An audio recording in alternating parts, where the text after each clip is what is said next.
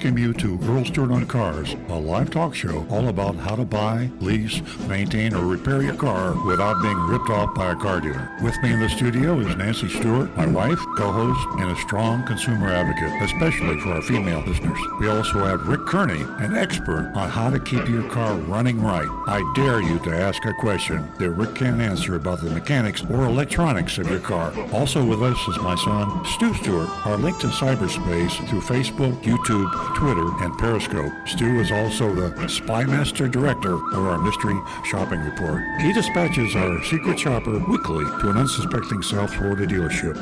And now, on with the show. Well, good morning, everybody. This is Earl Stewart Live.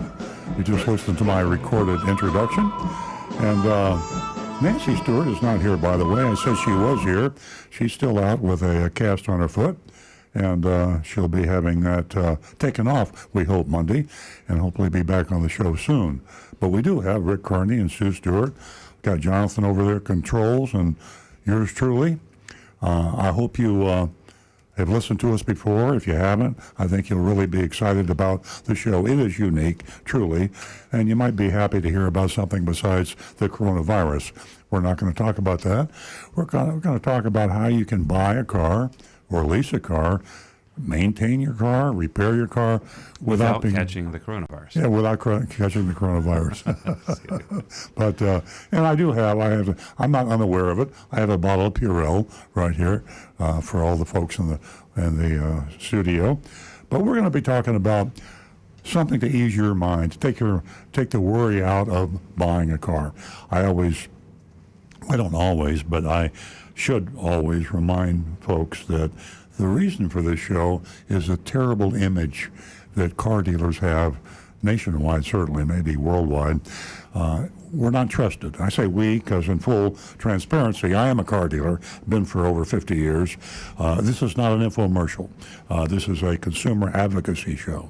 So, car dealers have just ranked at the bottom of the Gallup annual poll on honesty and ethics professions. That's an actual survey that they've been doing since 1975. Every year, they do the survey of the businesses that have the best honesty, transparency, integrity, and those that have the worst. Car dealers at the dead last.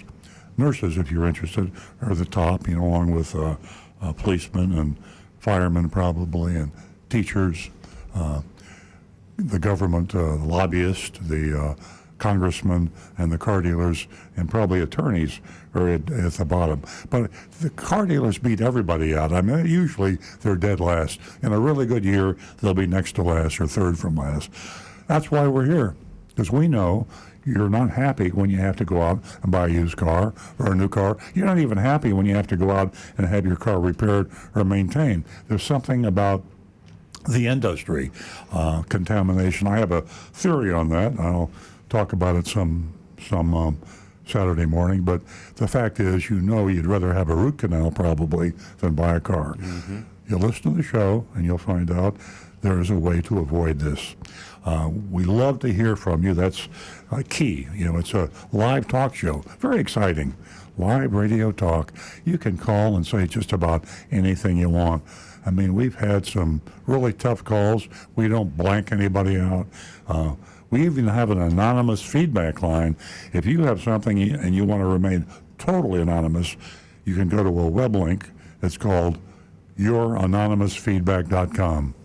Y-O-U-R, anonymous, A-O-N-N-Y-M-O-U-S, feedback.com, youranonymousfeedback.com, and you can say anything you want. We won't know who you are. And we already have a few stacked up in the pipeline, and Stu will be reading those lately. Or you can text us. We love the text number, and a lot of people prefer it. Area code 772-497-6530. That's 772-497-6530. Why do I say we kind of prefer the text, or people prefer it? Well, first of all, live radio can be scary, so you don't want to be live on the phone, some people. And the text things, if you do a text, you're almost assured to have it answered. Maybe not right away, but Stu keeps track of those. And the YouTubes, by the way, Rick Kearney keeps track of the YouTube, so you can do the same thing on YouTube or Facebook. You post your comments or you can do them by text, and we get to them, almost all of them, usually all of them, before the show's over. It's a 2-hour show, and so we have time to get to it, and we try especially hard to get to it. Nancy Stewart not being here, but she's listening, and she's watching on Facebook, and she's home with her leg up in the air, and she has to keep her leg elevated, and she's going to be texting and maybe calling. She is a advocate for female callers, and Nancy Stewart has done a remarkable job of raising the number of callers we have and texters and Facebook from the female audience. Can you believe when we started doing this 17 years ago, we hardly ever got a female caller? So what Nancy instigated was the cash reward for the first 2 new female callers. $50 cash. I mean, no conditions, no strings. If you're female and you haven't called the show before and you call us at 877-960-9960, I'll give you gals a minute to get the pencil out and the paper, because if you haven't called the show, automatic ka-ching, $50. First 2 new female callers. 877-960-9960. And we got Rick over here watching the calls to come in. We try to prioritize the audio calls, the old-fashioned telephone, because you don't want to wait for a long time. Plus, at the switchboard, I think we've only got 3 or 4 lines, and we don't want you calling and getting a busy signal. So we'll prioritize the audio calls. 877-960-9960, and $50 for the first 2 female callers. And by the way, Mark Ryan says, all our best to Nancy as well. Well, thank you. Yeah, she's doing fine. I'm playing Nurse Earl, and I'm getting her coffee and all the stuff that you have to do when someone can't get around. And I'm doing a pretty good job. Hey, you get to be at the top of that list you were talking about. Yeah, absolutely. Yeah. So here we go. We'd like to have some. You want to get started on some text, Stu, or you want to go around? Well, let me say one thing before we go to Stu. Stu is we call him the spy master. What do we call you? The handler. The handler. No, I don't know. Yeah, you don't call me Stu anything. is in charge of the mystery shopping report, and I got to talk about that, because if there's one thing that sets us apart from any other radio show, any other TV show for that matter, with a possible exception of when Mike Wallace was really doing this thing on 60 Minutes, we send in a secret undercover agent every week to some car dealership in South Florida, and we go in and we pretend to buy or lease a car, and we talk. We tell it like it is. We name names, we name the dealership, we name the salespeople, we name the sales managers, and we tell you exactly what happened.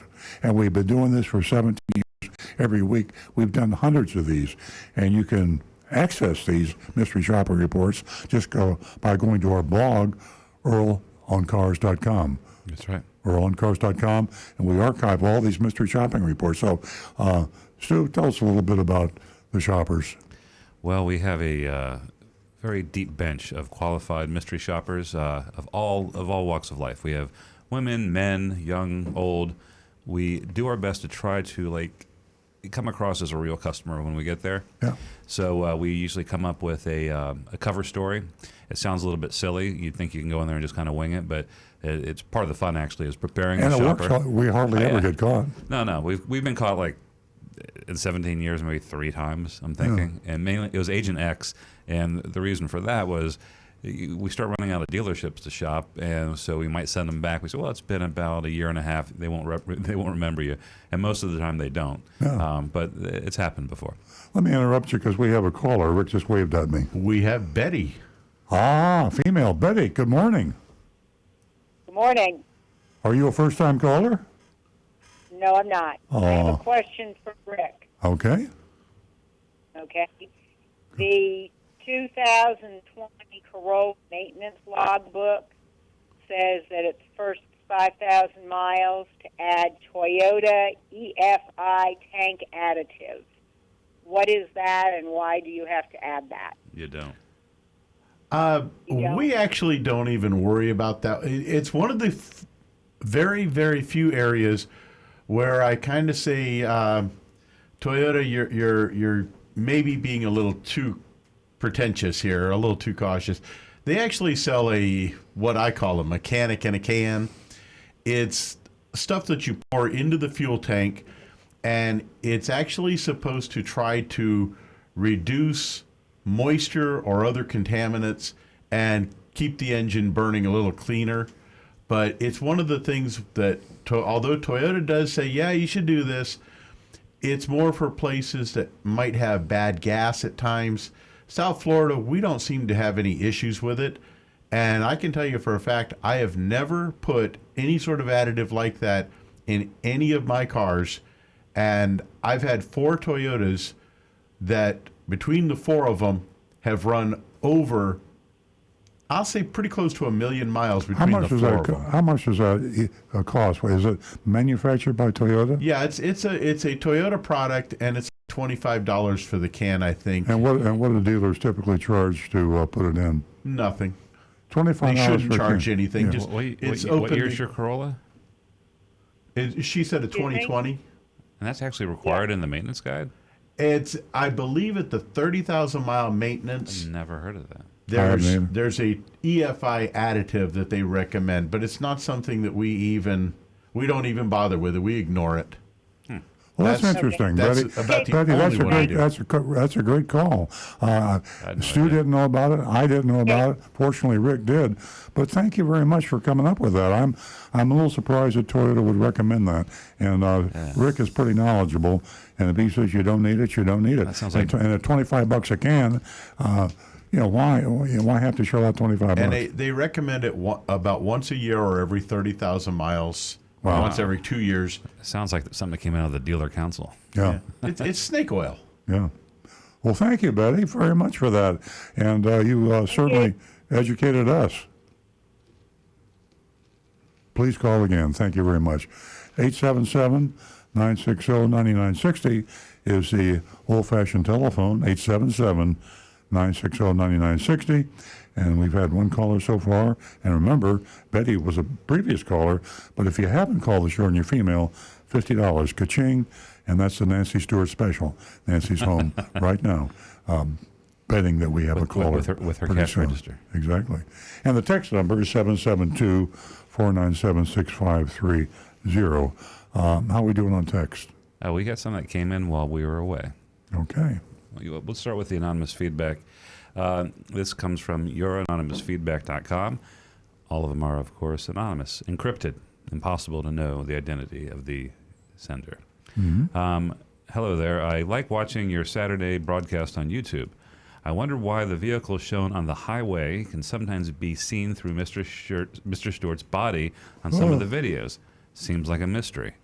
I mean, there's like cars going by. Sometimes you have a partially transparent effect. You're slightly less opaque than you normally are. Maybe I'm like the Invisible Man. I can You're totally. you're fading off into the I've background. always wanted to be invisible. I Well, guess everybody has wanted to be invisible. I thought it was cool looking. I can actually get that one for you. It's because your shirt is actually, the color tone of it is very similar to the green wall behind you.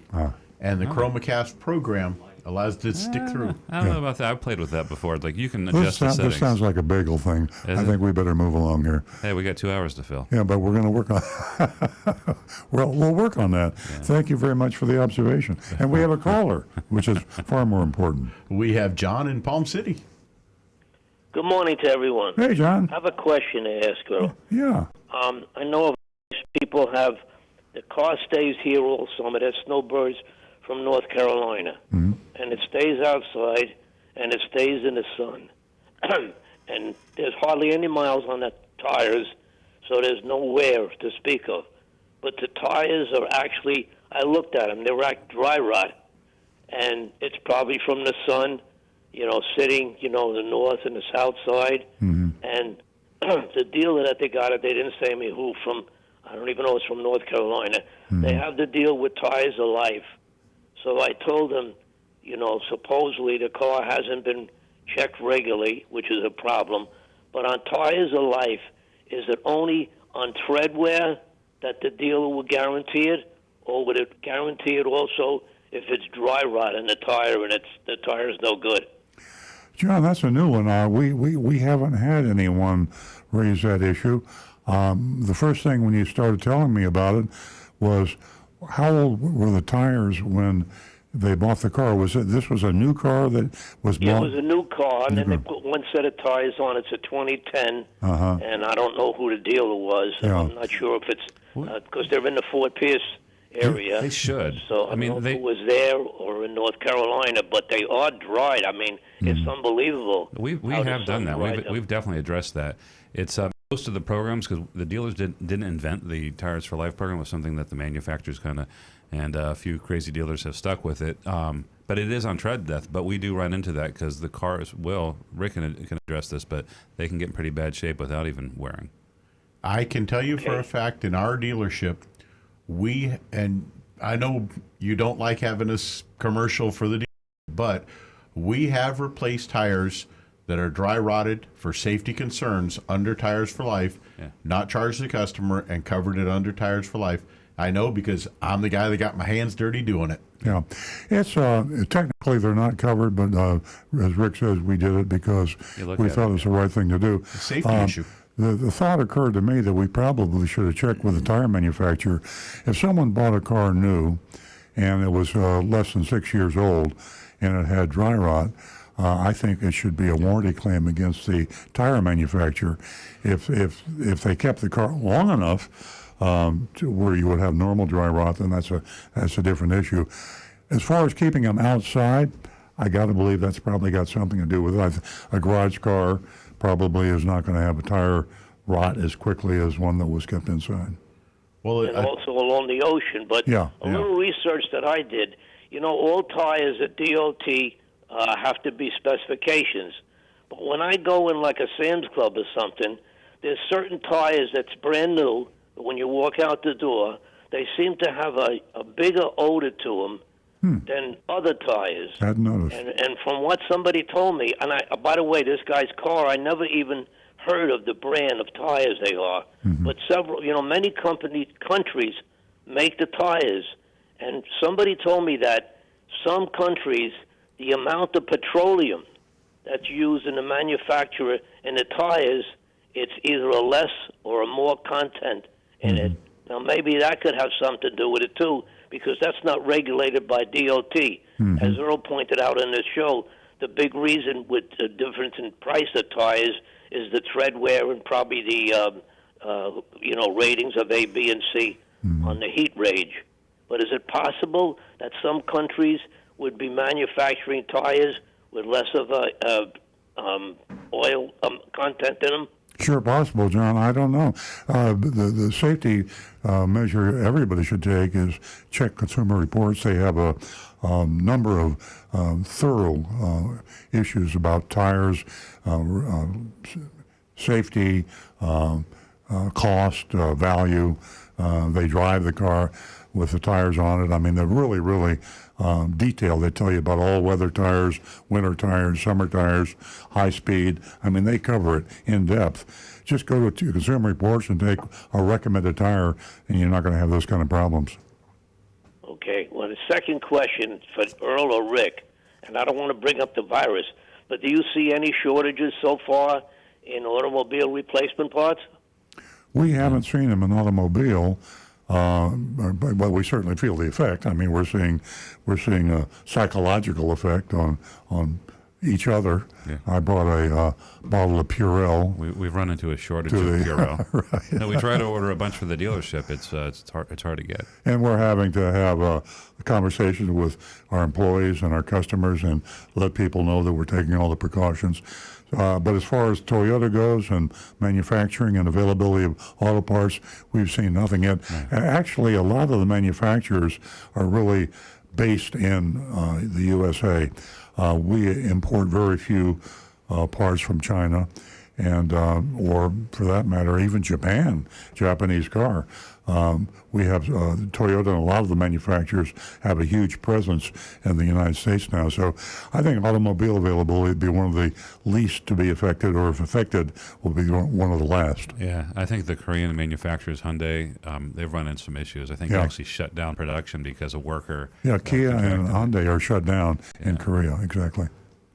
So that's the answer to that one, John. People check their tires not only for tread wear, but have your mechanic or somebody that's an expert look at them for dry rot, because it's a danger to take a tire especially on any road, and have the danger of a dry tire and get a blowout. You're exactly right, John. Thanks very much for that heads up. Best to Nancy. I hope she recuperates real fast. Thank you, John. Have a great weekend. We appreciate it. I'll tell her that you asked about her. Thank you.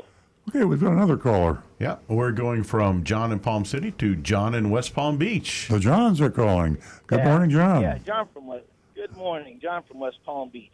This whole tire thing. If you go back to you were talking about 60 Minutes, but when Ford, the Explorers, when they got in trouble, they had the tire blowout. The people The got, Firestones.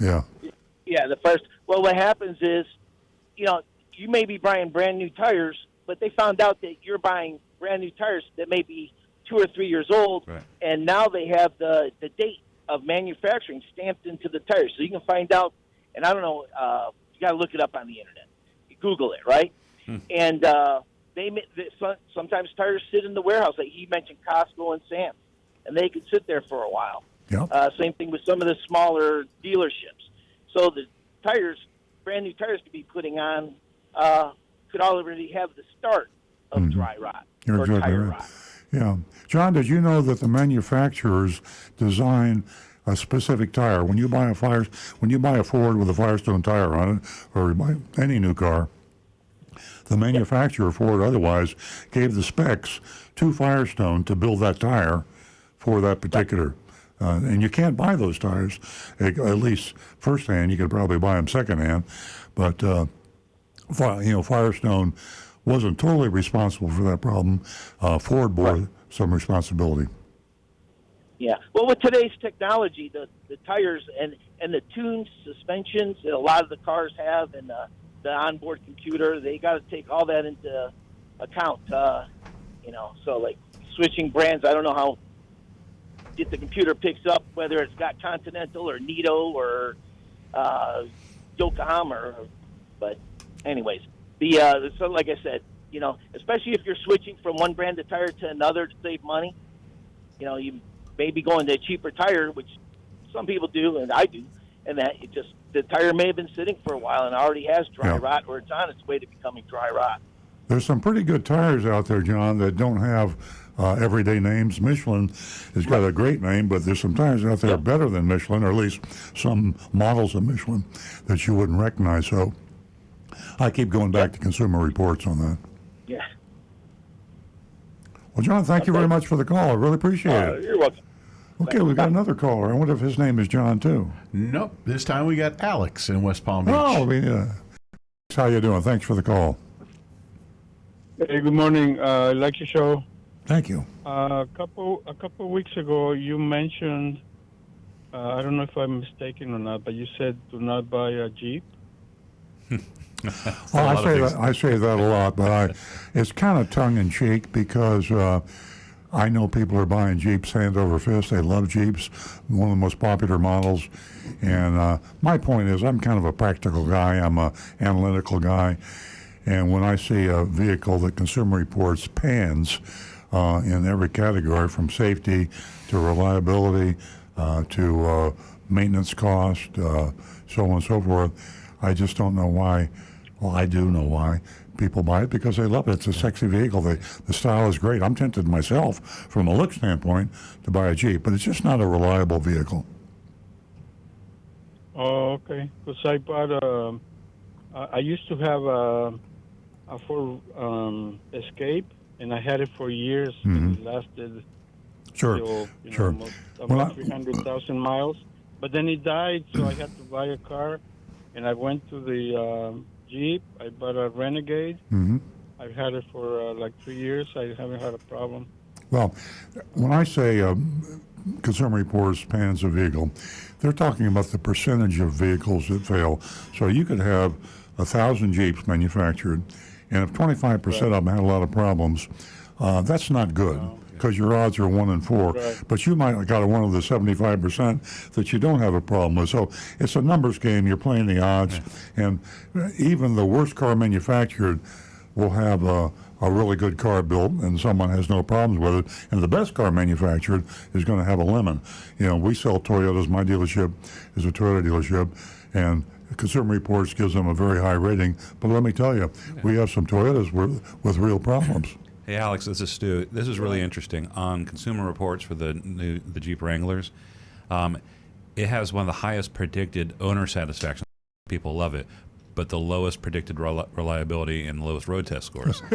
So it means people are overlooking. It's a fun car to drive, and it looks great, and it makes a statement about yourself. Yeah. If you like going to the beach and driving around with a German Shepherd and the surfboard on the roof, you're the coolest guy in town, so you're going to love the car. But like you said, reliability is a relative term. So like you said, you might have one and never have an issue with it for the entire time you own it, but it's a little bit more likely than other vehicles to give you problems. Now, let me tell you a problem that I had though when I bought it. It was late in the afternoon, and the sale went on to at night.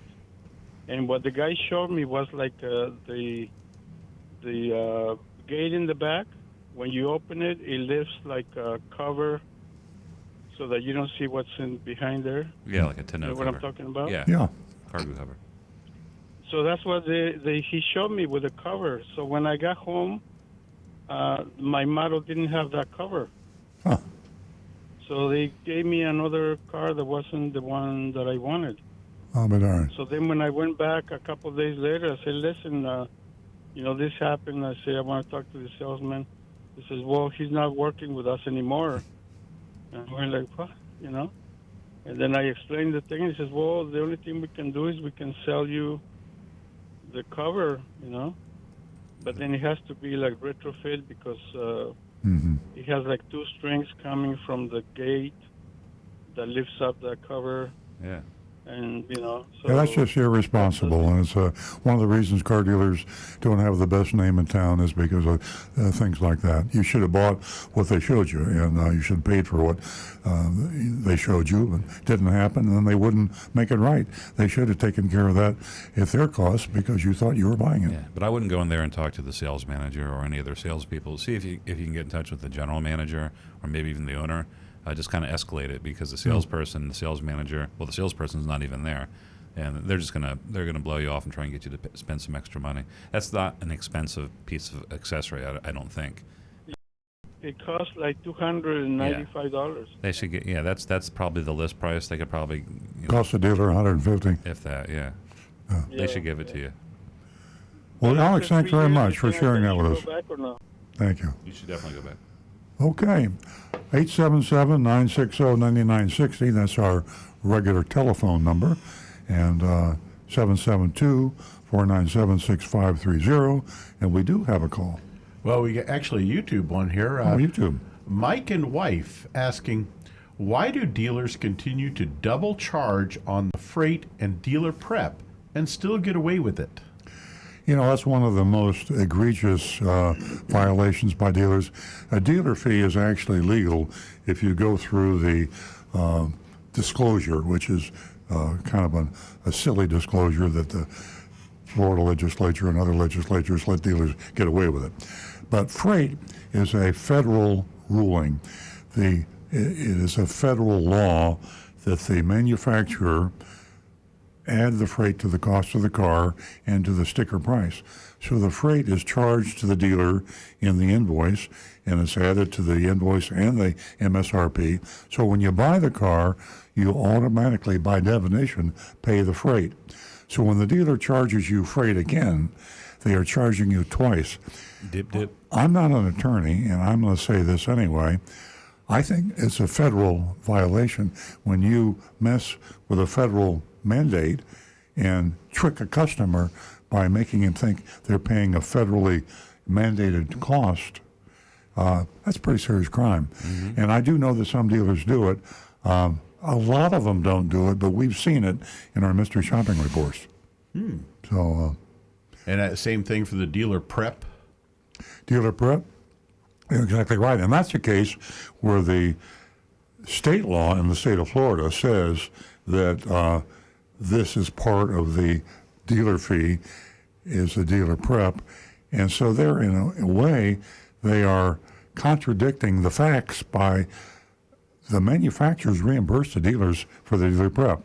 when you get a new car, all the new cars, all the manufacturers, they reimburse the dealer. In fact, it's pretty lucrative reimbursement. It is. The dealer makes a nice profit. The technician that does the work makes a nice It's a little warranty payment. for the reward. dealer. Car dealers love the reimbursement by the manufacturers for the dealer prep. And then state of Florida says that's the reason they have a dealer fee. So the dealers in the state of Florida are double dipping on the rebate that we get from the manufacturers. Yeah, no, going back on the manufacturer's destination charge, I'd like to go out on a limb to say, well, why don't they get rid of that? I mean, it adds so much more confusion and just muddies the waters further. Just a quick anecdote. We sold a car to somebody who was referred by a former competitor of ours, used to run Ed Morris Del Rey Toyota. And Ronnie Fontiero. yeah, and he's a great guy, and he's no longer a practice. He's no longer a competitor, and he's bringing us customers, which is really nice. But we gave him a price. The guy went out to shop it because we give him an out the door price, and spoke to another dealer who pointed out the invoice and showed him the manufacturer's destination charge, which is like $1,100, whatever it was, and he tried to confuse the customer and say that it was a dealer fee, and his dealer fee was a couple $100 less than our dealer fee. But he was showing him this fee came from the manufacturer. We talked it out, and he understood, and he ended up buying the car from us. But it's just more confusion, one more thing to But worry about. I believe that's federally mandated. I think. They have to have a destination? Yeah, Ah. I believe it. See, what it used to be was years ago, every dealer had a different, based on your geographic location, had a different freight charge. And if you were a dealer in Detroit, you probably didn't have any freight charge. Yeah. And if you were in Hawaii, Right. you would have a huge freight charge. And it changed, it varied all over. So then somebody complained, and they standardized, so all manufacturers have to have the same freight charge no matter where you sell the car. And I guess the way to verify that was by putting it on the Monroney label, which confuses the customer. Gotcha. But I totally agree with you. Something that should be changed, but unfortunately, it's a federal law. I got something for Betty to follow up on.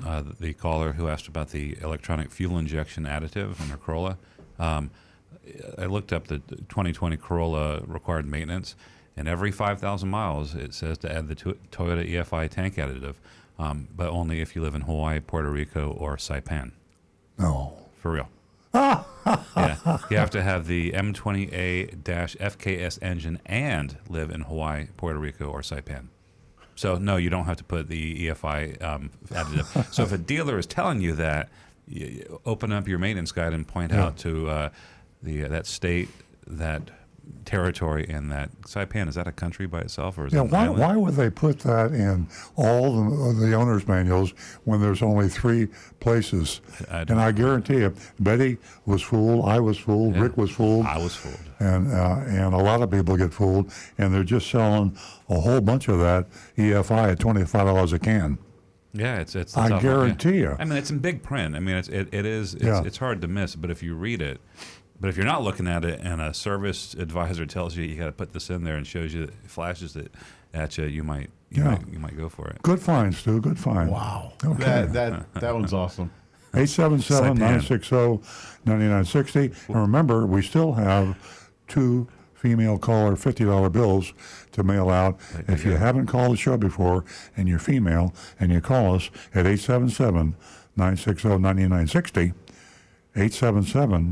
877-960-9960, $50, no strings attached. Ka-ching. That's the Nancy Stewart bonus. Do you know how much that shook my confidence there? I mean, I just hearing. Yeah. There's always a little bit of fear on the The show. EFI thing, yeah. Well, someone's going to call with something that you don't know, and like, I can't believe I didn't realize it was part of the maintenance for a Corolla. I mean, how obscure. Saipan. Saipan. By the way, Why Saipan? is the largest island of the Northern Mariana Islands. So it's basically over, like, in the Philippines. But what about Guam? Guam's Yeah, okay. why not Guam? Yeah, I mean, what is Saipan? What's the difference between Saipan and Guam? They're both pretty much Hey, Philippine anybody out islands. there from Toyota manufacturing land? Any of you big shots out there? And where's the headquarters now? Used to be Torrance, is in Oh no, it's Indiana. It's in Texas. Texas. Oh, that's right. Yeah. Okay. Well, why do you do that? You Toyota guys, somebody from Toyota, an executive, somebody call me. Maybe there's Akio Toyota, maybe you're listening. Call us from Japan. It could come out of the dealer Tell us counselor. why. No, the Saipan dealer counselor. We need more money on that maintenance, guys. Give us something to charge. How the about some customers. text? Let's go to the text. All right. Well, let's start with some. Well, I still got some your anonymous feedback to get Okay. through. The power of no wielded wisely. No is an instrument of integrity and a shield against exploitation. It often takes courage to say. It's hard to receive, but setting limits sets us free. And this is a book by Judith Sills, PhD, published in 2013. Where can this word be used in a powerful way to the full extent as described by Judith Sills? At the dealership. Fabric protection, no. Paint protection, no. Window etching, no. Gap insurance, no. Maybe not. Gap insurance can be good. Source yourself at an insurance company. Rear seat entertainment, no. Consider tablets for the kids that are more interactive and mobile to be used in other cars. Roof rack, no. Paint and fabric protection, no. Key fob and insurance, no. Nitrogen filled tires, no. Amen to that. Dealership prepaid maintenance plans, no. ADM, additional dealer markup, no. Advertising fee, no. Dock fee, no. It goes on and on and on. And this is from Earl's much younger brother from another mother. I don't know who that is. And I think the spirit of this texture is they're right on the money. Anything that's pushed upon you. Yeah. Say no. No, that's really a great anonymous feedback, and it covers a wide spectrum. And the sad thing is, virtually everything in that is actually sold actively by car dealers. I think we have a real caller here, an audio caller. They're all real, but this one's on the phone. We have Howard in Jupiter. Hello, Howard. Hello. Hey, Howard. Nice talking to you. I have a comment to make about a throttle body cleaner. Mm-hmm. Many years ago, I was told by a mechanic to buy a product called Techron, and it comes in a plastic bottle, and put it in like every 5,000 miles. You have to run your car, the gasoline down to an eighth of a tank, and we got to put it into the gas tank. The Techron, it looks like a big tube, and then it's a plastic body. Mm-hmm. You put the fluid into the gas tank, and you got to put in at least 16 gallons of gasoline. Mm-hmm. And I've been using this product for many years. I never had any problem with the throttle body, and I think this thing helps. However, I was told that gasoline nowadays, you don't have to put this, because gasoline many years ago it wasn't as good as it is today. So I don't know how true that is. Maybe Rick could explain that to me. I'm sure he can. Now, gasolines nowadays have all the cleaners in them that you need, and the refinement and evolution of gasoline has been right up there along with the cars. Fuel is refined to the point now. Just put it in the tank. You don't need any special cleaners in there. You'll be just fine. It's okay, snake oil. When do you perform a throttle body service? Now, that's a little different story. Throttle body service is actually cleaning the big plate that controls how much air goes into the engine. And there will always be some little bits of carbon buildup on there. We recommend about every 2 years, every 30,000 miles. And basically, it's pull the air hose loose. We clean that plate up really well, put it back together, and then we actually have to drive the car for a little while because the computer has learned to adjust itself to run with that dirty plate. So when we clean it up, the engine will actually idle at around 12 to 1,500 RPMs. So we have to drive it a little bit to let the computer relearn and bring itself back down. But it makes your car run much better when we do that. I never really understood that. Now I know you're explaining it very well. So all cars need the service, or if the car is driven on highways a lot, I guess it would not need the service as much as a car that's that's driving a couple of miles a day, let's say. Yeah, the owner's manual would tell you, right? Pretty much. It's about this. Highway driving does do a little better for cleaning out the cars, keeping things burned and clean I'll call it. But basically, it's a good service to perform about every 2 years, though. What's the owner's manual say? The owner's manual actually doesn't address it because they don't consider it as like a maintenance item. It's more considered a repair for a rough idle. Okay, well, if you don't have a rough idle, then you don't want to do it, right? No, if your car's not running rough, then you really wouldn't need to worry about it. I like keeping things simple, and the simplest thing. It's not perfect to do this, but it's as close to perfect as anything. Always do exactly what the manufacturer's owner's manual says, and do not do what the dealer recommends unless it's the same thing as the owner's manual. The manufacturer's owner's manual are pretty damn accurate, and stick with that and don't do anything else. Additives and exotic things that you hear recommended to you are all BS. Unless you live in Saipan. Yes. Yeah. What about a brake fluid flush? No. Should that be done? No. The only time we recommend that is if the fluid has become contaminated somehow. Yeah, you know, everything. All bets are off if you have a problem. If you have a rough running condition, throttle body. If you have something else wrong, sometimes you need to replace the fluid. But 99 times out of 100, or 999 times out of 1,000, you don't have problems with these things. And the dealers are trying to sell you this because the cars today require so little maintenance. The manufacturers, most of them, are given free maintenance for a couple of years, or maybe even 3 years. So the car dealers cannot make money unless they sell you something you don't need.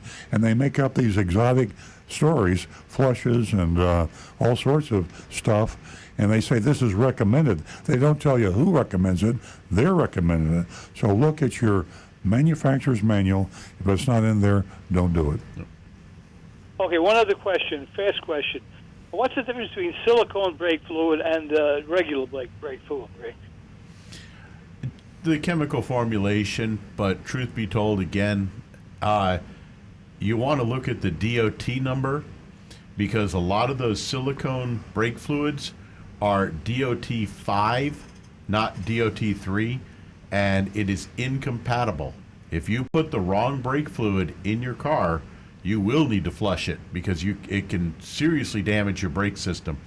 So make sure you only use DOT 3 brake fluid, but double check to make sure what your car is required to have. I can't wait to use that in conversation. DOT 5, which cars use that? Motorcycles.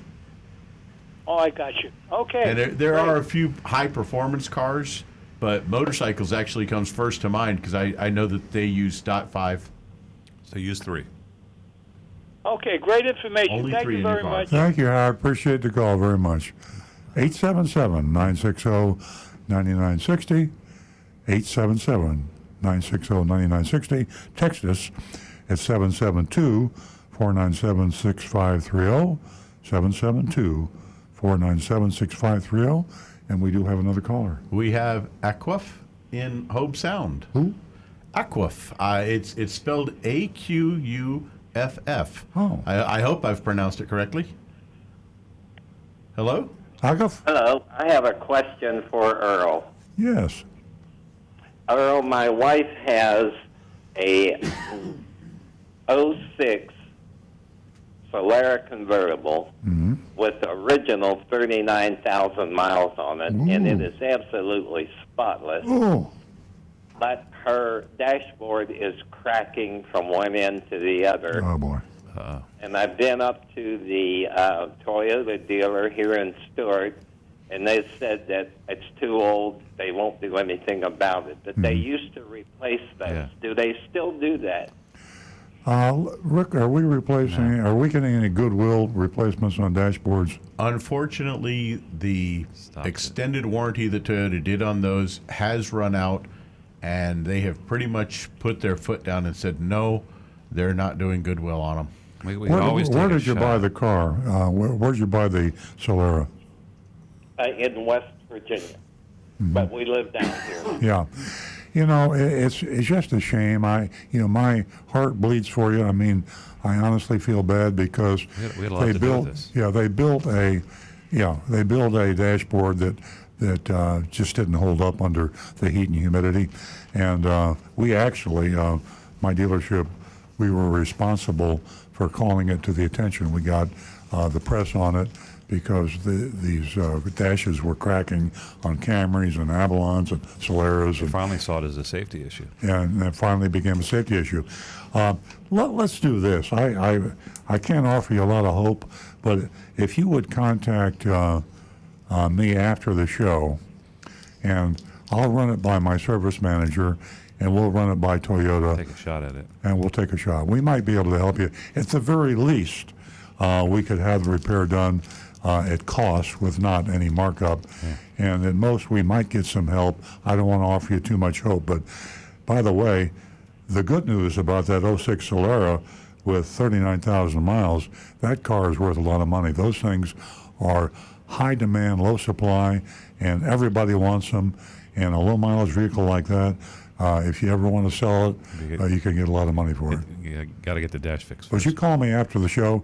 You got a pencil? I'll give you my cell phone number. Yes, I do.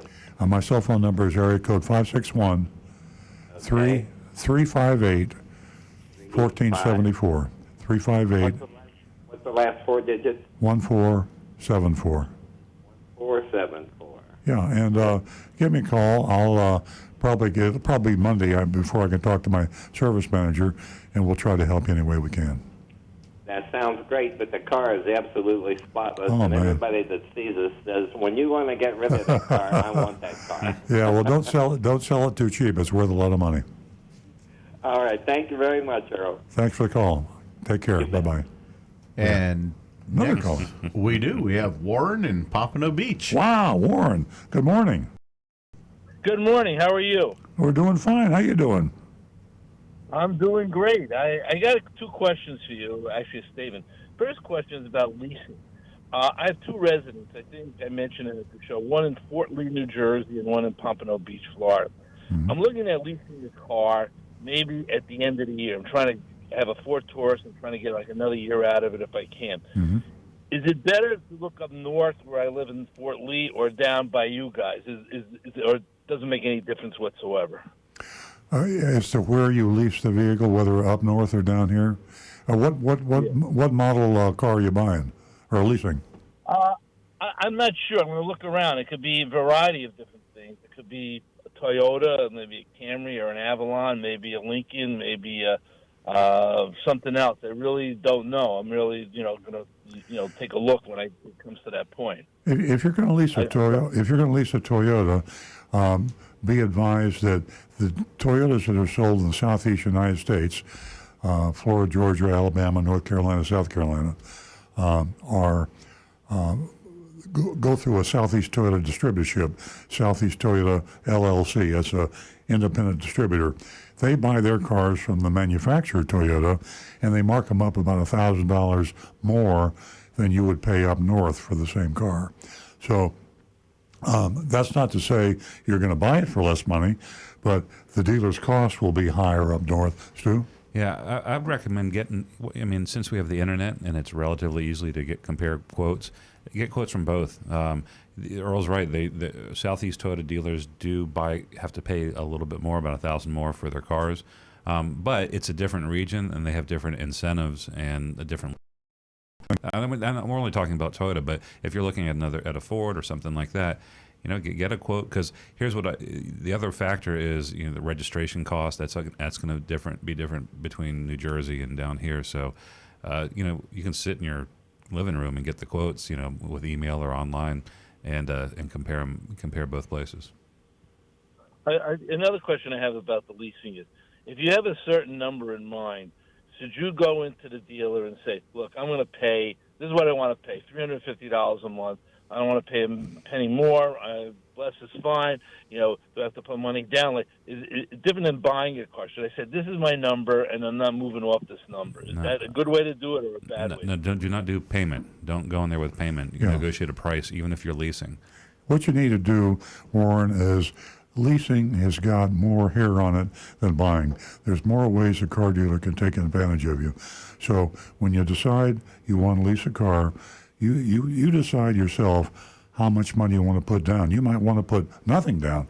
That's the way leasing originally became popular for people that didn't want to. I have a cousin who just did that. He leased a Nissan and he put nothing down Yeah. because he doesn't really care about cars. He just wants the lease payment, and they gave him nothing down on it. And I don't know if that was good or is that bad, but he just Well, it's neither good nor bad. It's your personal decision, but you have to compare apples and apples.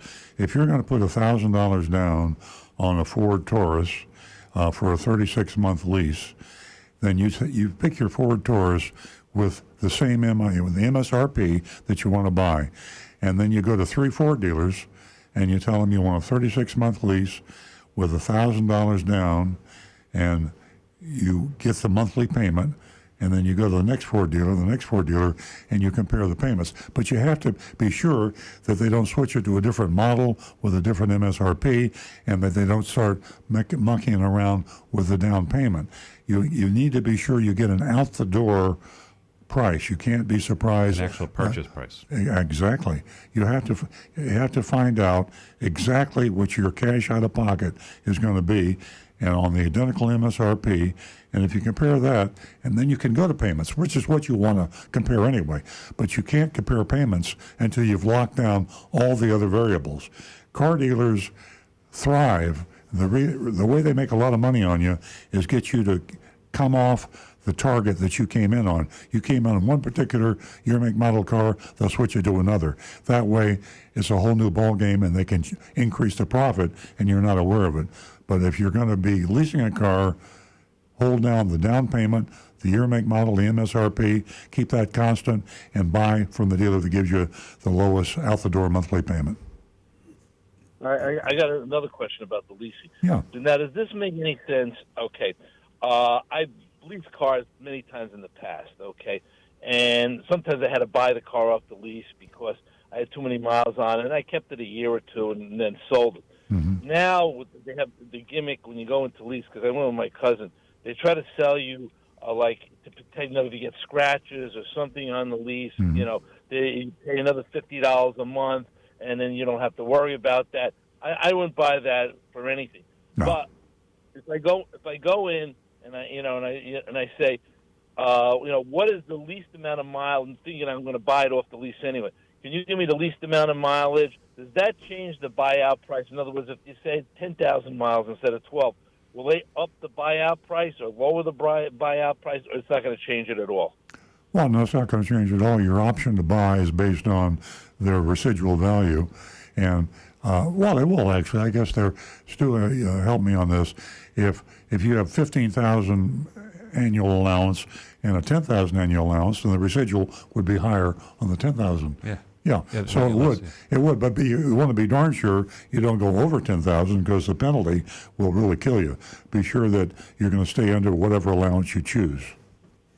Yeah, but like I said, the ace in the hole is, and I've done this before because I went over once. I just bought the car Mm-hmm. and I kept it like 2 years, and then I sold it. So it wasn't a big deal to me. In other words, Yeah. when they weren't going to work with me, I just said, forget it. I'll just buy the car. I kept it for I don't remember how long on it. So that's sort of my ace in the hole. I just feel, but I don't want to pay those extra fees. That, Sure. I tried to talk my cousin out of doing it, but he just had it in his head that, and it was a lot of money. It was like, I don't know, more than $50 a month or something. Sure. Like that. Well, be careful when you exercise your option to buy. You want to be sure that you're buying it at a good price. Typically, and more often today, the option price is too high. You can do better by buying the same year, make, model on a used car lot, and you can buy it for less money. Sometimes you really get a bargain, and you should always check your option price because it can be good, but I'd say in probably 3 chances out of 4, it's going to be higher than you want to pay. All right, even though let's say you went over the miles, let's say you got 30, but you had 40, is still at your safety valve to say to the dealer, if you don't work with me, I'll buy it out, and you're not going to get anything on it. So they won't eat them if you release another car for the same dealer. Oh, I see what you're saying. If you go way over, that's a good point, Stu. Warren says, let's say you go way over the allowed mileage, you have a big penalty. If you buy the car, then you don't have to pay the penalty. Yeah, they don't care. Yeah. Good point, Warren. I hadn't thought about that before. You've been in the business 100 years. Hey, I learn something new every week on this show. I never thought about it. I mean, I've had a lot of people that really got killed on over mileage, and I should have said you might want to consider buying the car if you're going to keep it. And I actually did that. This is a number of years ago. I didn't realize I was going to go back and forth between New Jersey and Florida, and I racked up the miles way over. So the dealer said, well, I could work with you a little bit, but this and that. So I just said, what's the buyout price? I said, I bought it out. I just forget it. I'll keep it a year or so, and then it amortized it down to where I could get exactly what I still owed on the car, and then I dumped it. So that was just a way of saying I'm not going to pay, all this money and fees. And then he said scratches on and everything. So I said, goodbye and good luck. And you're a smart guy. And you told a car dealer who's been doing this for 50 years something he didn't know and he should have. And I thank you very much. Hey, Warren, call again. You're a great caller. I got one quick statement for Rick. He gave me some good advice about 2 or 3 weeks ago. I have a 2010 Ford Taurus, and even though I had relatively new brakes on it, the brakes are mushy. And my mechanic said he thought it was the module, the blah, blah, blah. So finally I gave in and I went to the dealer. I don't remember what he told me, but it wasn't that. They did all the testing on it, and they said some kind of leak, whatever it was. And it turned out to be that was the reason. I ended up doing it at the dealer. I know I paid through the nose for it, but the car was there already. And I just want to start driving it out, and they charged like $100 to look at it, so they took it off the price. But you gave me good advice because I would have gone someplace else and told them it was the brake module, and it wasn't. So that was good advice on your part to go to the dealer. Sometimes you just got to pay the price, and there's nothing you can do about it. Well, thank you, Warren. Because everybody was telling me something. Well, it's the brake module, but nothing came out on the scans. No computer stuff, no nothing. So I did go to the dealer, and he ran all whatever they did. I didn't have no idea. I dropped it off. They called me. They told me they could fix it. This is the price. It was high. I knew that going in, but I just said the car is there. Do it, and I'm not going to start taking it out and going to another place. But it was good advice because now it works perfectly. And thanks for the advice. Warren, thank you very much. You're a great caller. Please call again next week. 877-960-9960, and we've got another caller right here. We do. We have Jill from Brookline, Massachusetts. Ooh. Wow. First-time caller. Hey, hello, Jill. Jill, have you gotten your sandwich from Cuddy's this weekend? Not yet. Okay. We know very good friends with the owners there. The best sandwiches in the United States. Oh, very good. Nice. Jill, are you a first-time caller? Questions. Yes. Oh, 50, ka-ching! You win $50. So before you hang up, stay on the line, and the guy in the control room will get your contact information, and we will send you a check for $50 because you're a new female caller. Thank you. Oh, thank you so much. My first question is, I have a 2019 van, and sometimes when I go to start it, it's like it's just dead. I try it, and then I come back, and then I try it again, and it starts. Does that mean the battery's starting to go, or? What model of van is that? Dodge Caravan. Okay. And when it does crank, does it seem to crank at like a normal speed, or does it seem like it's kind of slow and really working to try to get the engine to fire up? I think it's pretty normal, but it's weird. Sometimes I crank it, it's just like dead. I'm like, oh, what's this? And then I try it again, and it starts no problem. Yeah, because usually if your battery's going bad, it'll seem like it's really having to work to get the engine to crank over. But if it's just that when you turn the key, nothing happens at all, you don't hear any clicks or anything like that, I'd be more looking at the starter for possibly the solenoid not working properly. To when you turn the key, it's supposed to pull in this big solenoid that will actually start that motor spinning. And I'd be more concerned about that being the possibility. What would that cost to fix, Rick? Ballpark. I'm going to give you a guess of about $400 to $500, depending on how much a new starter would cost. Well, it's not too bad, because the car has like 19,000 miles on it, but I think it was a rent-a-car first. In Orlando. So maybe there was a lot of start and stops, but it's not that many miles. But I thought a starter would go 50,000, 60,000, huh? They quite often do, but sometimes something may kind of let loose inside. It's Yeah, I mean, things do break. They're mechanical things, Right. and we've had brand new cars that things break. What year car did you say it was? What year is that Dodge? It's a 19. Oh, I'd be going right to the dealership and saying, hey, this is a 2019 with 19,000 miles. It should be under warranty. I'd be right in there Absolutely. having a Yeah, discussion because with them. I think it's guaranteed for like 36,000 miles. Yeah. Everything. So that's a good idea. If it happens again, I'll have to notice if it's kind of rough like the battery. But one other question is, I think the tire pressure says it's like 35, which I thought was low. But what pressure can I put in to get the best mileage and the best wear and tear on the tire? It seems like 35 is low. Well, But there's how much can I put in? all right. Well, there's two numbers that you're going to look for. One of them is real easy to find. There's a sticker when you open the driver's side door. It should be on the body right there. There should be a sticker that will tell you one level. That's the manufacturer's recommended minimum level. So that should say like 35, and that's the one you never want to go below that level. Then it's a little harder to find this one, but on the sidewall of the tire, there will be another PSI rating, which could be 35. It could be as high as 40 or 44 PSI. That is the tire manufacturer's maximum safe level that you can run in that tire all the time. And you can put your tires up to that pressure, and that will usually get you the best tire wear and the best fuel economy. So if the tires are rated for 40 PSI, go ahead and run them at that level, and you'll be just fine. So I guess there's a chance that the side of the tire could say 35 too, huh? It's possible, yes.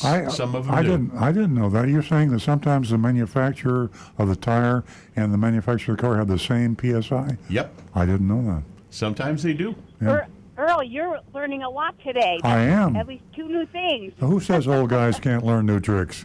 That's great. That's great. Well, thank you so much for your help. I'll be calling again. Thank you, Jill, I'll very much. do it. Okay, thanks Okay, so stay on the much. Have a line nice so we day. get your contact information. Okay? Thank you. Okay. Bye. We have another caller. And we have Nancy in Jupiter. Nancy and Jupiter. How about that? I know a Nancy and Jupiter, but it's probably just a coincidence. Good morning, guys. Ah, it's Nancy. That's Nancy Stewart. Feels How like do you you're like here that? in the studio. What's going on, kid? Good morning, Mr. Stewart. I have a question for you via, well, actually, I think it might be for Rick. And Okay. this is via, excuse me, Lori from Orlando. And she wants to know about her cabin filter and if it's important right now, in light of what's going on, if she changes it more often than you're supposed to. And the second half of the text asks, does every car have a cabin air filter? Well, I'll hit the second part first. I would say probably 99% of cars made today, and I know all of them in the U.S. are going to have a cabin filter in them now. And for the first part, no. Keep sticking with the manufacturer's recommended time for changing it, unless you're in an area that is just so filthy dirty that the air is just full of dirt from construction or something, and that cabin filter is getting dirty a lot more often. Yeah, I think the question had to do with the coronavirus. And no, it's there gonna is make no difference. You don't need to worry about airborne. It's not airborne. It actually has to be the touch on your beard. Just don't eat your air filter. Exactly. No, don't eat the air filter or like rub it on yourself or something. Let's not even go there. No, but no, changing your air filter more often is not going to help anything for the coronavirus. The reason for that question, excuse me, that I didn't read the other part of it was because she has so many people in and out of her vehicle. We don't need to go into details, but she thought it might be necessary. You know, it might be a good idea to wipe down like the handles and things like that if you have a lot of people going in and out, like with some disinfectant wipes. I would see that as a have some Purell handy for them, or just use the wipes on it. Yeah. But no, the changing the cabin filter isn't going to change anything at all. But I bet a car dealer can figure out. I bet you're going to find car dealers saying you need to change your cabin filter every week now. No, listen, absolutely. There are things. No, listen, we've been presented with products like a disinfectant treatment on the car, like to sell and find. They're out there. Yeah. So watch these things are going to become popular. With dealers. Yeah, absolutely, Stu. On Facebook, there is advertisements all over the place for you to have your interior disinfected. Anyway, back to the texter. She carries the Lysol disinfecting wipes in her vehicle, not the hand, but the Lysol disinfecting wipes. They're critical. I agree with her. Handles, steering wheel, everything that anyone comes in contact with. Okay, guys. Hey, don't forget, everyone, stay tuned for that mystery shopping report. Okay, stay on the line. You're a first-time female caller, and we'll send you $50. I'm sorry. No, Nancy was in the hospital several years ago and called in. She's not the first-time caller. I've heard her on the phone before. Stay tuned for Schumacher, Chrysler, Dodge, Jeep, Ram of Delray mystery shopping report. Just about 9:30. Okay. Okay, guys. It Thanks, was great Nancy. talking to you. We miss you. Okay. You're welcome. Bye-bye. Bye-bye, honey. Alan might say something about the using a disinfectant wipe. I think you still should, but if you have leather-like surfaces, like a leather steering wheel, you might want to make sure that's cleaned off nicely and condition that so it doesn't dry it out, or you don't want to ruin like a soft surface in your car. Yeah, absolutely. Be careful of using those chemicals that can cause damage. Don't put hand sanitizer on your steering wheel or anything like that. That will definitely dry it out. And mess with the dyes and all sorts of stuff. Yep. Well, we're setting a phone record today. Yeah. We have a YouTube. Before we go to that, I'll give the number out. Maybe we can have an all-time record of phone calls. 877-960-9960, 877-960-9960. And we still have one more. We do it for two first-time callers, female. Jill got the first $50, and now we still have an opening for another $50. First-time female caller, 877-960-9960. And now we got YouTube. And we've got Don Brown asking, does Southeast Toyota install some extra accessories or equipment on their cars before selling to dealers? And he says, I suspect there is some difference. I think maybe he means difference between the accessories they install versus what a dealer might install. I can address probably. that. I'm gonna take this one, Stu. I can do it too. I know you can, but it's my mission. It's your passion. My mission, my passion, is the Toyo Guard that is put on the Toyotas in the Southeast United States. Probably 95% of all the Toyota dealers buy this Toyo Guard. It's around $699 retail. Yep. Retail, $699, and when you consider rebates and kickbacks and other, the dealer cost is probably close to $200. Yeah, $250. $250. So paint sealant, fabric protection, road hazard, concierge service, and a bunch of other nonsense that isn't where. Yeah, oil changes and tire rotation. Yeah, the tangible things are tire changes and oil changes. Tire rotations and oil changes for the second 2 years. Toyota gives you the first 2 years free, and then after that, Toyota Guard. But the point is, the cost to the dealer is $250, and they're charging $699. Yep. And I think that is wrong, and you really shouldn't buy it. But it's your choice. If you're going to buy it, pay what the dealer pays. But remember, Southeast Toyota is making a profit when they sell it to the dealer for $250. So the actual cost of this, I'm going to guess, is probably under $200, maybe under $150. Yeah. And that is what... You got to pay the middleman. That's the value, the true value. You're paying two middlemen for this, and you don't need it, and you're wasting your money. And there are other things that they will put on there, too. Be leery... That you won't use. Yeah. Be leery of anything that any car dealer sells you on a new car that is not manufacturer or installed. Southeast Toyota Distributors is not the manufacturer. Right. They are a distributor. Rick. They also have installed at the port and at dealerships SET accessories such as tonneau covers for pickups, the HomeLink mirrors. There are a lot of other accessories that they will. Yeah. So there's a offer whole. up. What I wanted to chime in was there's a whole accessory program that SET tries to incentivize the dealers to load up the cars with as much stuff as they can because they're selling it. And the point, you can get a car if there's something that you want. If you wanted a tonneau cover, you could tell the dealer that you want one, and they can bring it in with you. The problem is when they load it up, it's no different than having dealer installed accessories. Yeah. Now, that's not to say that they're worthless. I mean, they might have some cool accessories, but Never shouldn't be forced buy a on you. car with a pre-installed, dealer-installed accessory. When you decide what you want and the accessories you want, buy that. If you want something else, you should have the right to shop and compare prices. And if it's pre-installed, you can't shop and compare. Exactly. And they shouldn't give you a hard time about locating a vehicle or bringing one in without the stuff. Yes. So if you go to a dealer and let's say it's your closest Toyota dealer and you really like the salesperson, you want to buy a car from them, but they have another $1,000 in equipment on it, just ask them to bring in one without it. And they shouldn't give you a hard time about that. Exactly. Another caller. We have Anna in Loxahatchee. Hi, Anna. Are you a first-time caller? You there? Hello. Hi, Anna. I'm here. Are you- Hi, how are you? I'm a first-time caller. Oh, wonderful. Stay on the line after you get through with what you want to say to us, and we're going to get you $50. And thank you very much for calling. What can we do for you this morning? You still with us, Anna? I think we're We having lost the call. Oh, my. Anna, please call back. Yeah, if you can hear us on the radio, please call back. You are a first-time caller, and you got to call back because we want to send you $50, and we also want to hear what you have to say. And actually, our producer's telling us we do have her information. Oh, great. So we're going to send it to her anyways. Absolutely. All right. We'll make sure she gets it. Even if she doesn't get a chance to call back, we'll make sure she gets it. Exactly. We're not going to hold you to a technicality.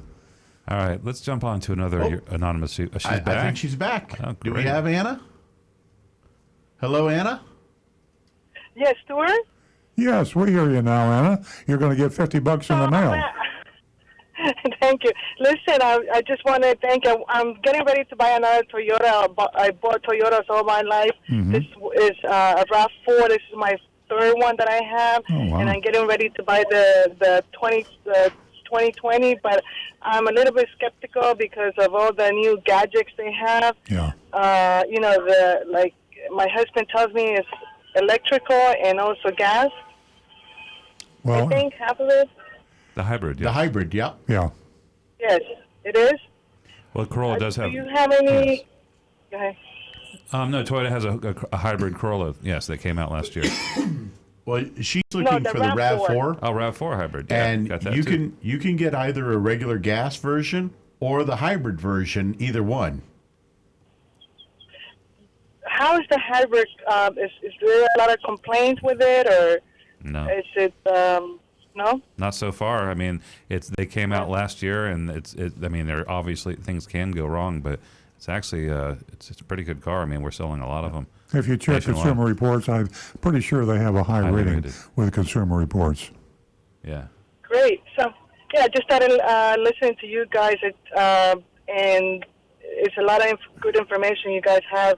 That way, when I go buy it, I sound smart.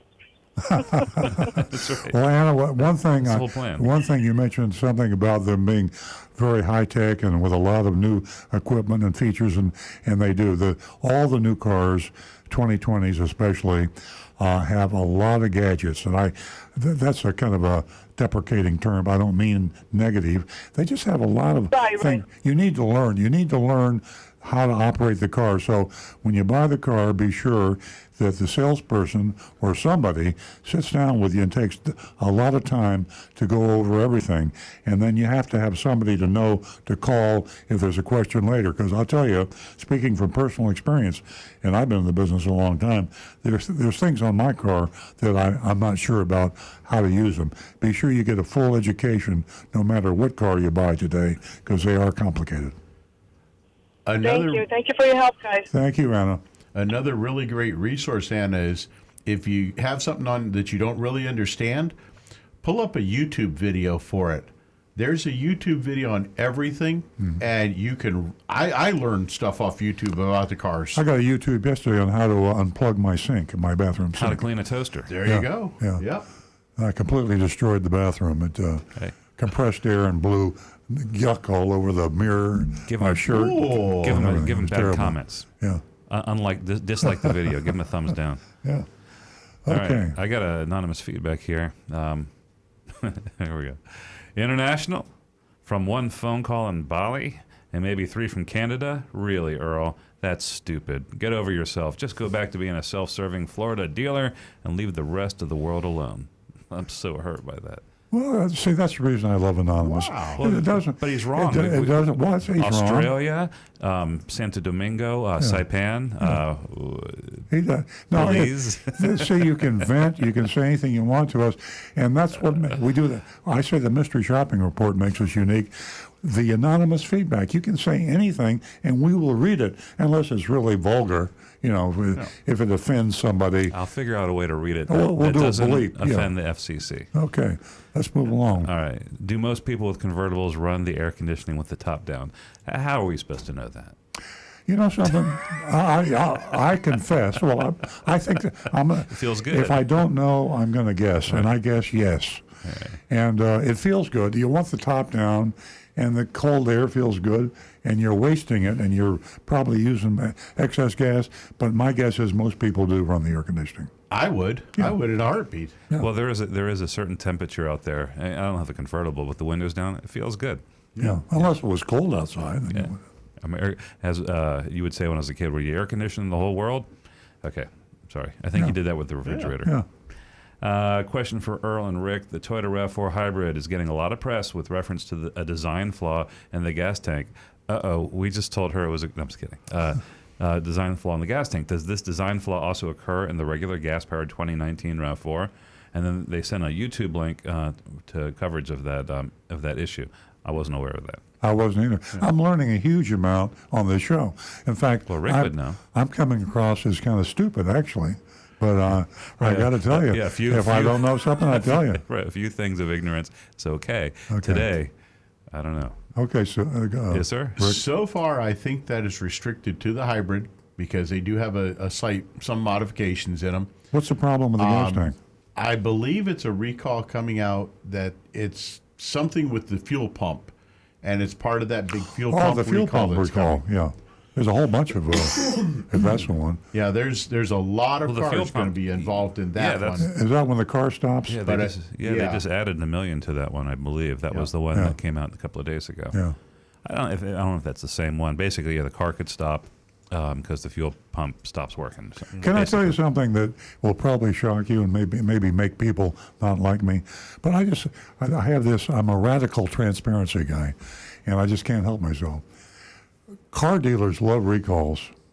I mean, I got to admit that we don't like people to be hurt. At least I don't, and we don't like dangerous things. But or people to be scared. But to when we get a recall, like on this fuel pump and other things, or on dashboards or whatever it is, we get paid by Toyota handsomely to fix the car.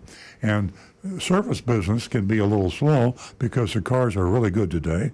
Sounds contradictory that I'm talking about recalls and good cars, but overall they are really good cars. And the maintenance is so little that car dealers can't make a lot of money in the service department.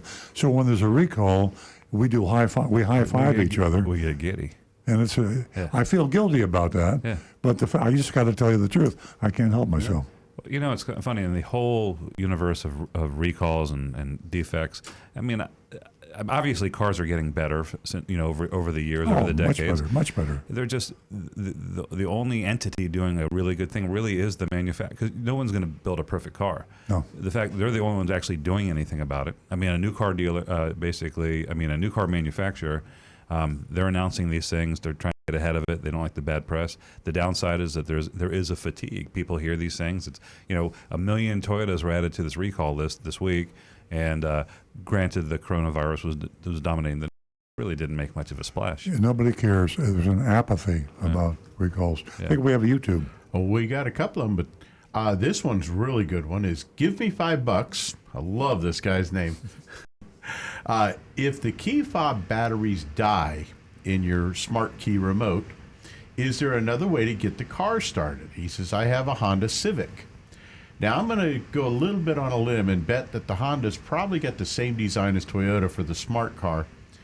If the remote battery dies, but your car is still fine, the car battery, all you got to do is hold the remote up next to the power switch. And usually they want you to hold the back side of the remote, which is where the transmitter chip is.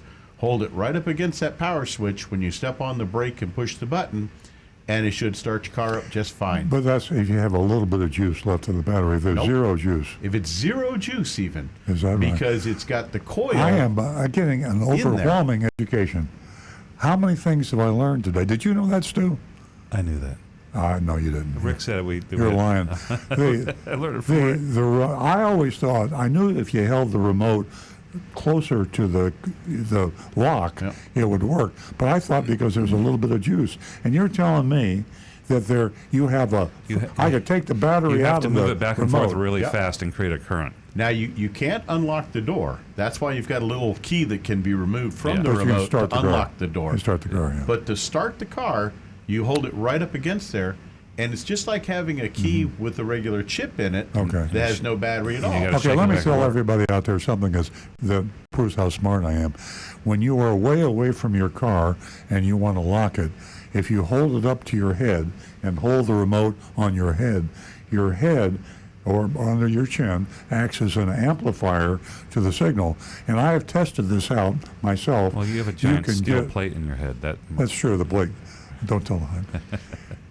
Gives me an extra 50 feet radius. I can be 50 feet further from my car and lock it when I hold it up to my head. And I'm not kidding. It sounds like I'm kidding. It also helps that you're 6'5". Or under your chin. That you're 6'5". That you I used to be 6'5". I'm 6'3" now. Okay. It really does work. Yes. Okay. Let's move along. Another text. All right. This was interesting. It's anonymous feedback, and you're gonna pick a fight with me. I'm gonna be skeptical about this one. Okay. I just bought a new 2020 RAV4 LE and I want to see if I got a good deal. I paid $21,999 out the door with fees and everything. No sales tax because they live in New Hampshire, and that is true. The MSRP was $29,902. So the MSRP of this 2020 RAV4 LE was $29,900, and they went $21,900 out the door. They also got a 3.38% interest rate on 72 months. And he said he took 2 weeks of pushing dealers against each other. They had 5 dealers competing for the deal. Also used Costco. Want to know if they got a good deal. Now, the question is, was there a trade-in?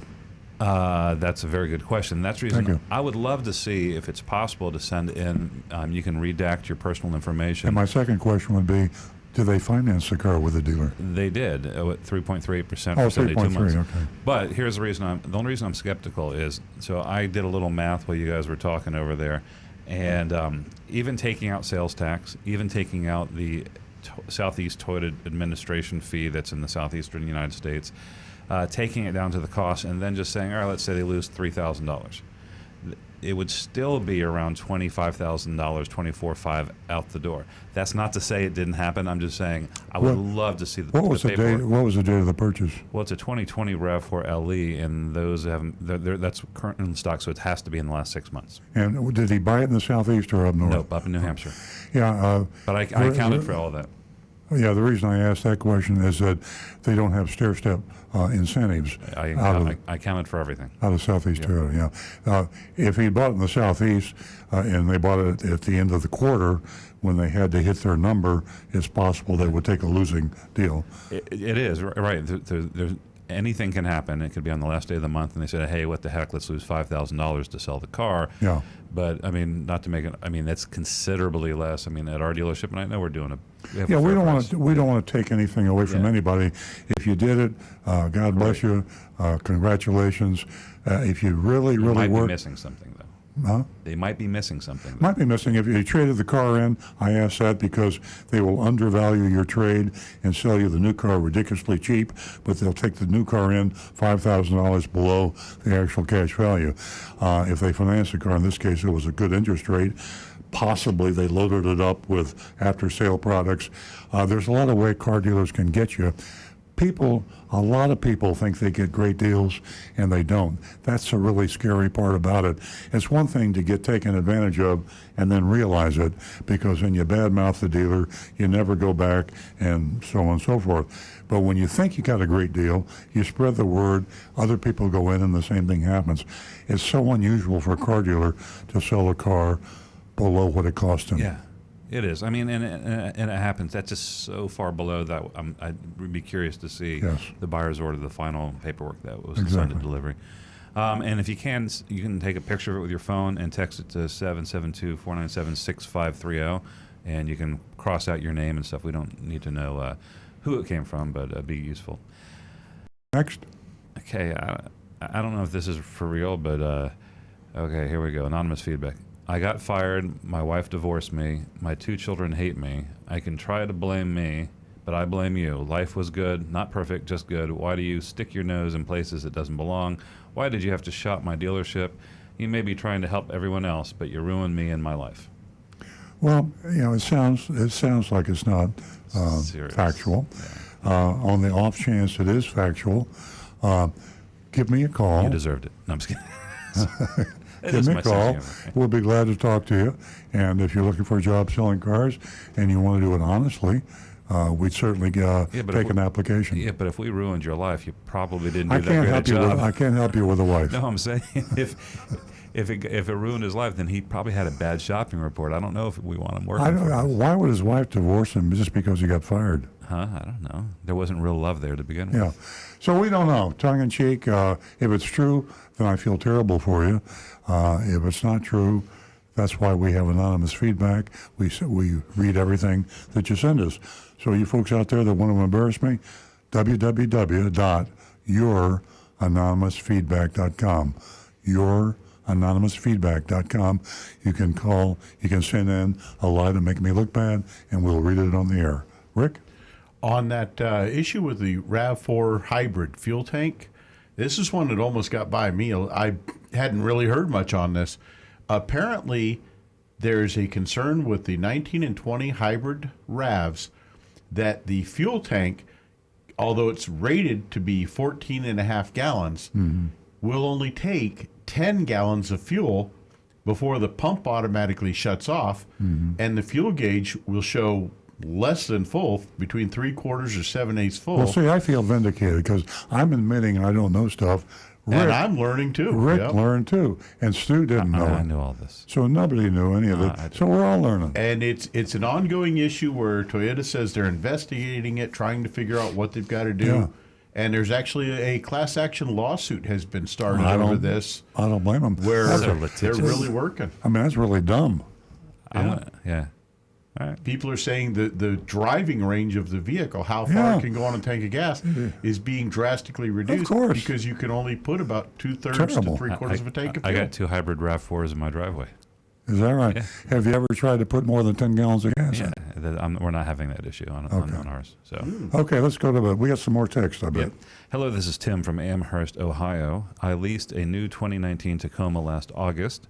I understand they updated the software for the shifting to improve the sluggish shifting in the 2020. Can that be done on my Tacoma? Thank you. Love your show and watch on YouTube. That's from Tim. That's very possible. The only way to tell for sure is you'd need to go in and ask the dealership to hook up a scan tool to see if an update's available for your vehicle. Okay. Okay. And that should just be no charge, right? It should be covered under factory warranty for, I believe, most reflashes are 8 years, 80,000 miles, and obviously no charge to the customer whatsoever. And plan on, depending on how busy they are, between 1 to 2 hours for them to get your car in the shop and get it done. Okay, Amherst, Ohio. I love it when we get these calls from all over. International. Yeah. Just kidding. Well, at least it's interstate. Yeah. Okay. Good morning, Earl and Company. This is Ben from Pennsylvania, another country. Oh, Pennsylvania. I love it. This is Ben from Pennsylvania. Yeah. Sorry, I am a podcast listener, and I'm always a few days behind. This text is for Rick, and specifically the reset, the tire pressure monitoring system sensor, and wait 15 minutes, the technique he mentioned a few times in recent shows. I'm not sure this will work because if there is a button to reset the system, it is an indirect system and uses the car's ABS to monitor pressure by counting and comparing tire rotations. The car's computer won't learn the reset pressure rotation rate until it is driven. So I don't believe adding air 15 minutes after the TPMS button is pressed will do anything unless the vehicle is driven before more air is added. Please elaborate. Uh-oh, Rick. I think he caught you. Nope. Oh. Sorry, Ben. The older indirect systems. Well, I'll try to keep this as short and quick as possible. Okay. The older indirect systems, every time you rotated the tires or replaced the tires or changed your air pressure, you had to reset it by holding that button so that the computer could recalibrate based on where those tires were. Tell them quickly what the whole original thing was, so we got a lot of people out there Now who don't know what you're talking about. The new portion, what people are concerned about is the sensors in the tire now that is the direct system that actually tells the computer exactly how much air pressure is in those tires. This system, you can set what's called the threshold. In other words, the level at which the tire light will come on. And you do this because your tire light's coming on, and it really shouldn't come on for temperature fluctuations. Right. So you change your threshold so that doesn't happen. Like our earlier caller that said she wanted to set her tires, run her tires at a higher pressure. Yeah. She might want to have that threshold set a little bit higher. Yeah. So if she starts losing air in the tire, she'll know sooner. Versus someone that wants to run a lower pressure can reset the threshold a little lower so that they don't have the light coming on for no reason. Okay. I have a little tip on the same subject. All right. So it got colder last week, and just like it cooled off this weekend. Last weekend, my tire pressure light came on. It even happens to me, folks. And I assumed that it was just the temperature. Now, my last two cars, and I just in disclosure, I drive current model cars. So not every vehicle has this. But on the car I'm driving right now and the car I drove last time, you're able to actually see the individual pressures on each tire. And so my assumption would be, and I think this makes sense, if it cools off and the tire pressure goes down in your car, it's going to be relatively equal. I almost just chalked it up to the temperature, and I said, let me just double check. Drilled down a little bit, and I saw that all my tires are at 34 pounds per square inch, but my right rear was down at 19, and I had a screw in my tire. Wow. So if you see it and it's chilly out, don't assume it's the tire pressure. It's best to check it out. And if you do have a more recent one, you can actually look on the dashboard and see which tires are individual tires. Very good. Do you have road hazard insurance? I don't need it. Okay. I'm self-insured. Next. Good morning. This is from Anne Marie, our regular texter. Good morning. I hope that Nancy will be back on her feet very soon. My questions for the morning concerns car colors.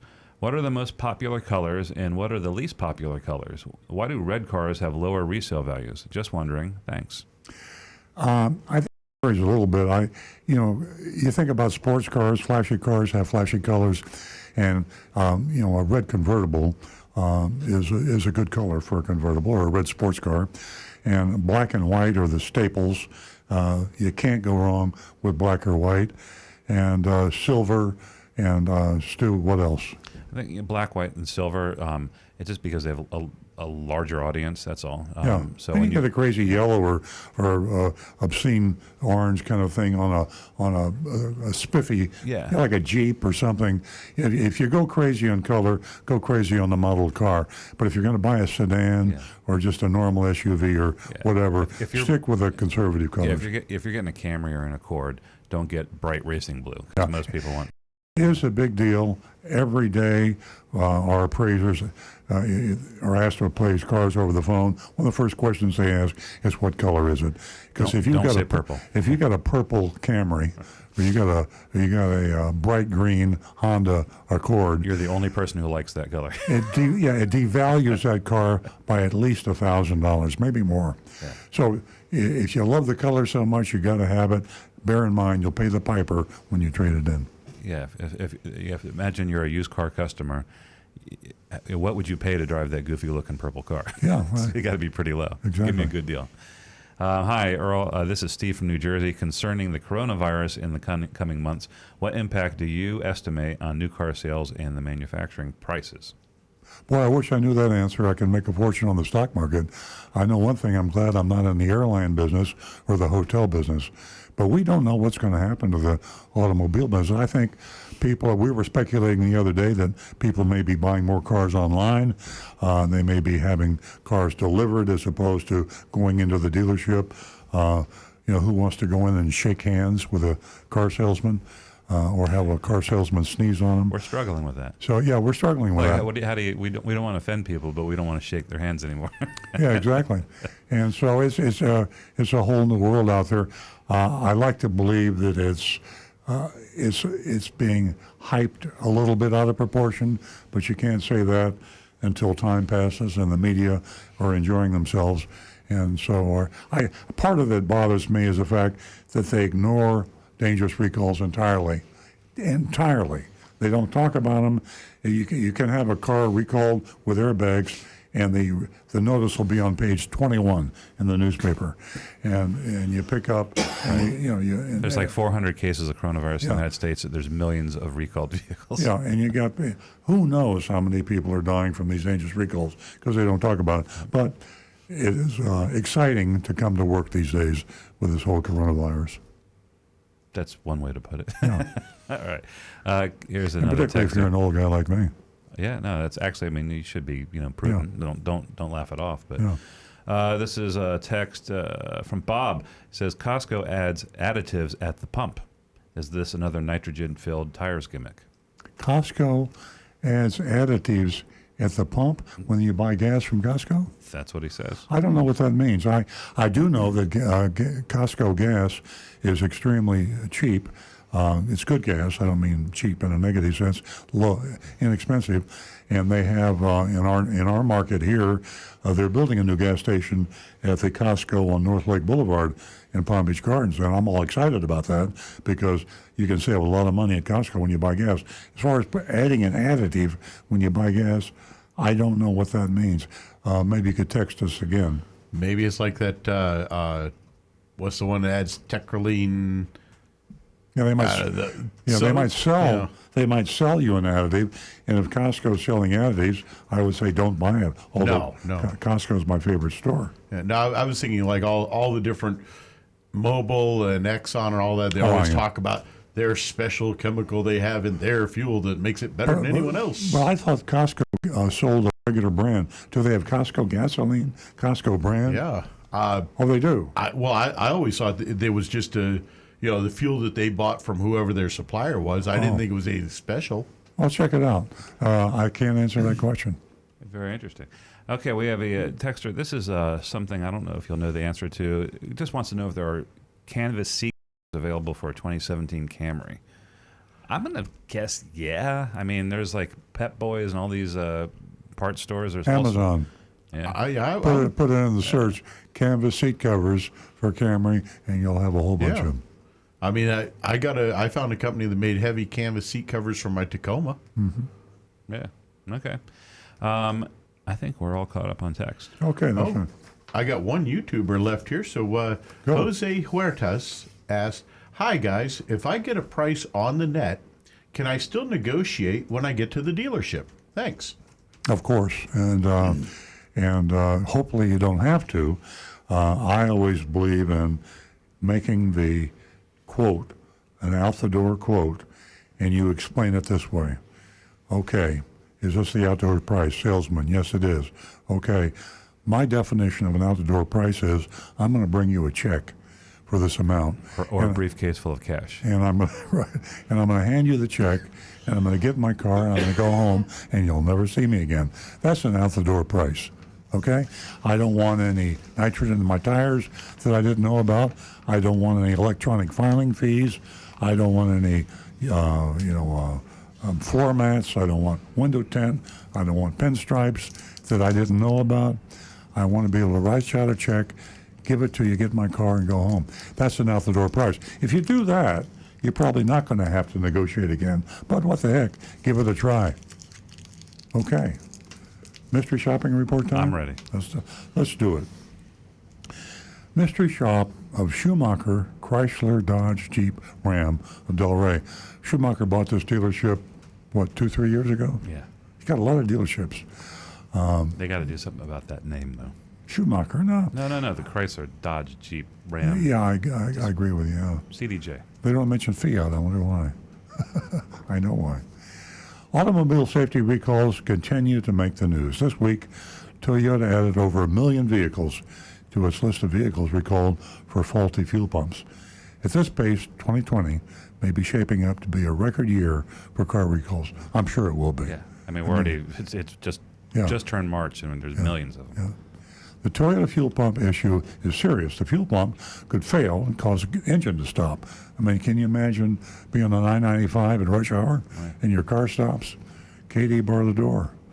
But not nearly as scary as the Takata airbag recalls. The idea of a car's airbag exploding, sending shrapnel, literally, steel shrapnel through the, and we say passenger side, driver's side. Let me tell you, that shrapnel doesn't know whether you're a passenger or the driver, or maybe even the back seat. It's like a grenade going on.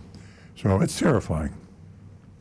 There's something obscenely ironic, I like that, Stu, about a vehicle safety feature becoming the thing that kills you. Yeah. I mean, that should be in the dictionary about irony. A safety bag, an airbag that can kill you. Yeah, it's not supposed to do that. Yeah, a lot of them out there, sad to say. The idea, there's something, I just did that. If exploding airbags are the worst that could happen, surely the second worst would be airbags that fail to deploy when we needed them in the crash. The failure of a critical safety equipment that we've come to rely on to save our lives is a chilling notion. In reading this, because Stu does these reports, I just read them on the air. Reading this, it made me think about this. How many defective airbags have killed people? How long? And I'm not just talking about Takata airbags. I'm talking about airbags that don't go off, that go off too fast. When you have a deadly crash and you have a tangled mass of iron with human beings inside being peeled out of a car, and I'm sorry I'm being so graphic, but when you have a terrible accident, how do you know what killed the occupants of the car or seriously injured them? And I've mentioned this before. So how long have we had airbags? 40 years, 50 years? Like in the 80s, right? They started being widespread in the 80s. Okay. I'm going to say they started about mid-80s. Now, how many fatal? 83. Okay, thanks, Jonathan. Yeah. In 1983, so all these years, we've had these deadly accidents with cars with airbags, and the airbags go off in most cases with the deadly accidents. How many times was the airbag part of the problem that we didn't know about? Now we're talking about it, and suddenly we're getting a lot of airbag recalls. Before Takata, I don't think we had airbag recalls, did we? I don't know. I can't remember any. So suddenly we're seeing other airbag recalls. There could have been hundreds of thousands of people killed by defective airbags that we never knew about. Anyway, that's speculation. The possibility is the subject of yet another Toyota recall, with 3 million Toyotas are now under recall for a potentially faulty electronic control unit that may cause the airbags to fail to deploy in a crash. As of today, Toyota hasn't announced a remedy. We're told it'll be soon. That's kind of nerve-wracking, isn't it? Soon. Many of those recalled Toyotas are currently owned and driven by consumers who are unlikely to be notified about this problem. And many of them are currently being sold on the used car market. Okay. Same thing with Takata, of course. Of course, if you've paid attention to the show for the past 3 years, you already know that there are no laws preventing the sale of used cars with dangerous safety recalls. Every time I say that, I choke mentally. How can it be? How can our legislators, our regulators, how can the media let this happen? Do you hear what I'm saying? There's no law against any car dealer selling a car with a dangerous recall airbag that can kill you. Go ahead and sell it. Yeah. There's not even a fine. Nope. There's not a penalty. There's no ticket. Not a reprimand is what I'm trying to say. They're not even required to tell you. There's not even a dirty look. That's right. Not even a disapproving look. Yeah. I mean, is there anybody out there, are there any politicians listening to this? Are there any regulators, anybody listening to this? There's no law against Rick Kearney selling you a car, or Earl Stewart selling you a car that I know has a defective, dangerous recall that can kill you. There's no law on me telling you that it can happen. Okay, enough of that. Toyota's position has been to forbid Toyota dealers from certifying recall vehicles, but they have no power, they say they have no power, to ban the sale of a Toyota with a defective recall. A certified means Toyota doesn't want to have its name on it. A Toyota certified car, they won't allow you to certify a car with a dangerous recall. You got to fix it.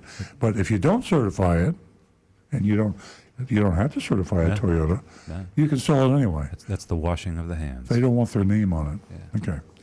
Nor do federal, state, or local governments care. They don't care. If they cared, they'd pass a law. Or they try to pass a law. They haven't even tried to pass a law. No. There hasn't been a bill introduced in the Florida Senate. It would be DOA. Or the House. Yeah. What's the FADA, the Florida Automobile Dealers Association position? No. They say nope. They know nothing, they say nothing, they say nothing. Okay. So this week we wanted to investigate this particular recall. We applied a Takata-style test to a dealer who was listing a used 2016 Toyota Corolla with a faulty airbag electronic control unit. Schumacher Chrysler, what do they? Schumacher CDJ. Yeah, Schumacher CDJ. Just Schumacher. Yeah, Schumacher in Delray. When I arrived at the dealership, speaking in the first person as if I were Agent Thunder, in the late afternoon, I found a lot of construction going on and a hard time finding my way around the facility. I had to ask someone to guide me to the used car department. I was guided to the used car office where I was introduced to Pedro. We named names. Pedro, a used car salesman. Pedro asked what I was looking for. I told him about the Corolla. I said I was buying a first car for my 16-year-old daughter. Wow. 16-year-old daughter.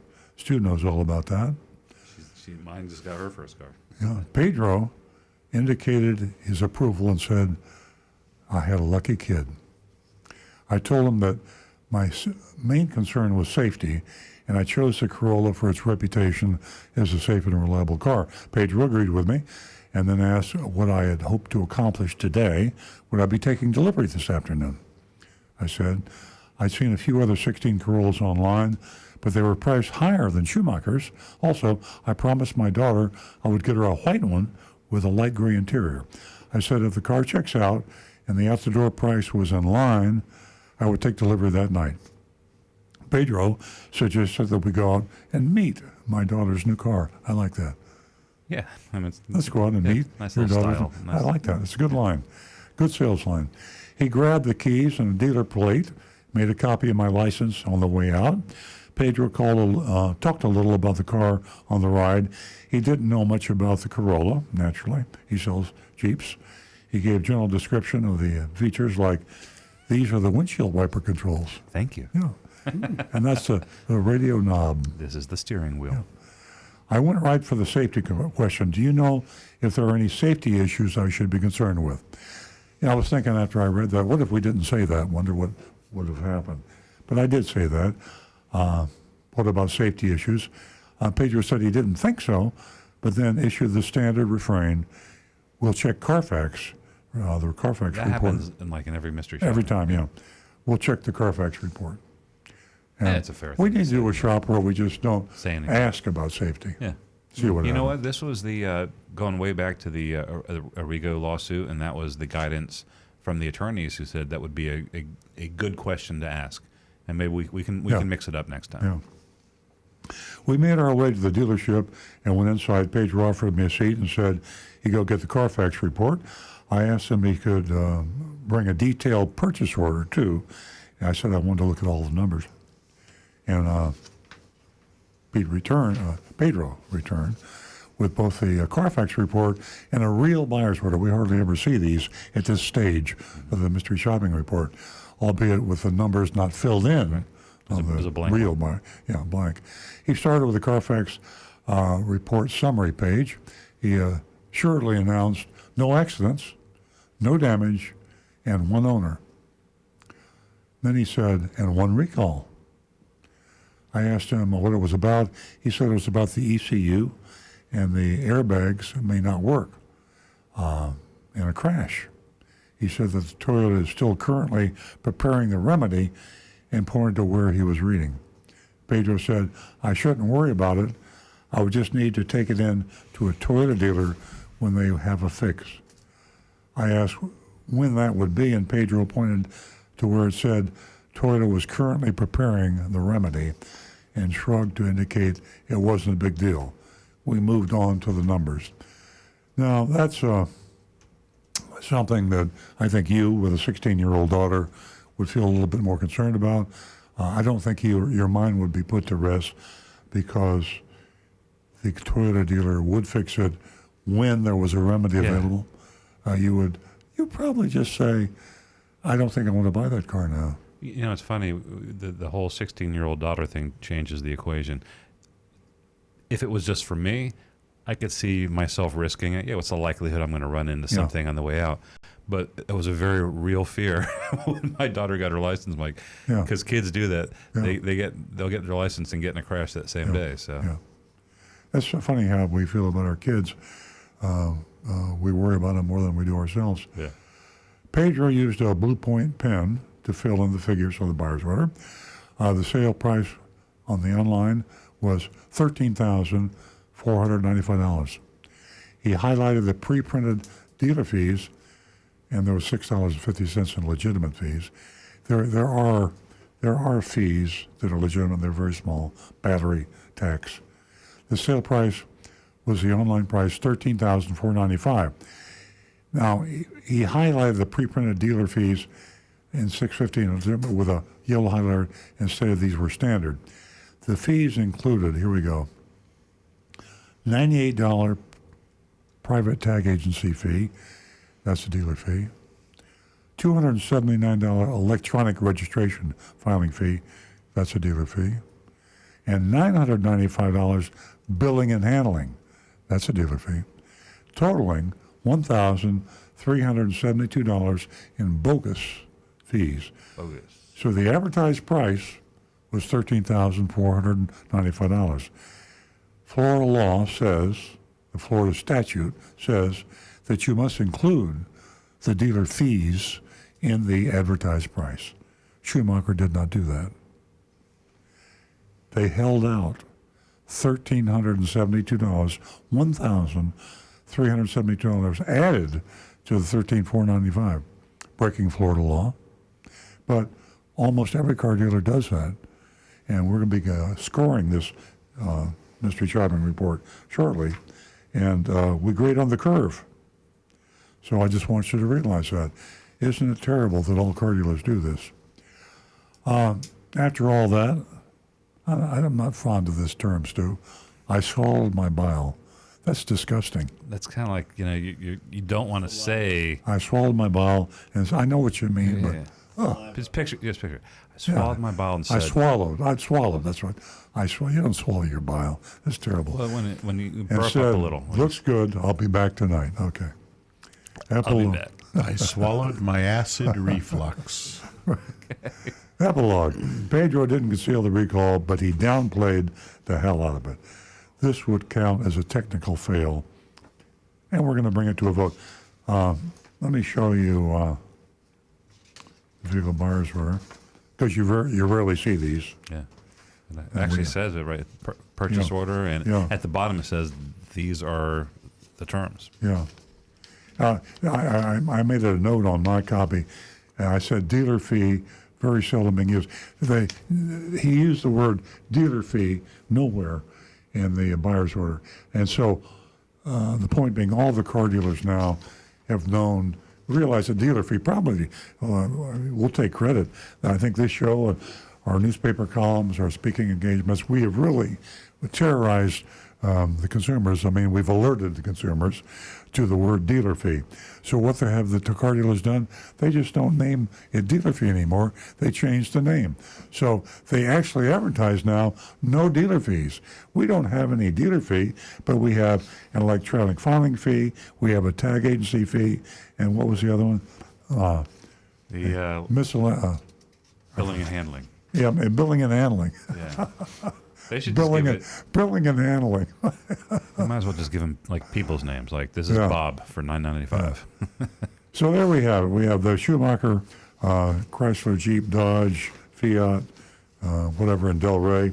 We'll call it Dodge, Jeep, Ram of Del Rey, and we have to vote. Yeah, we got grades coming in. Okay, let's hear them. I'm waiting for Linda's, but Bill gives him a D, John gives him a D, Shakir gives him an F, Mel gives him a C minus, and I'm going to be conscious of the curve. And on two on the airbag thing, I'm going to say a C minus, and on the dealer fee thing, a C minus. Yeah, curve. You understand that if we went by a strict percent to 0%, A, B, C, D, F, we would have no car dealers to offer in Florida, and so we can't do that. So we grade on the curve. We have an F from Amy and a D from William.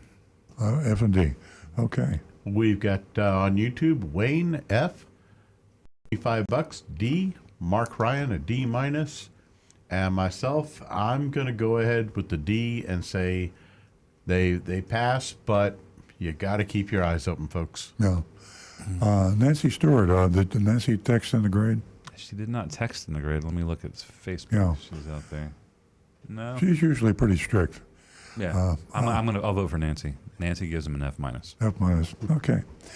I'm going to vote, and I'm going to give them a D.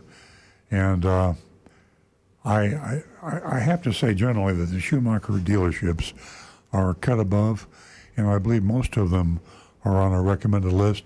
I will say this: I know Chuck Schumacher. I've known him since he was a kid.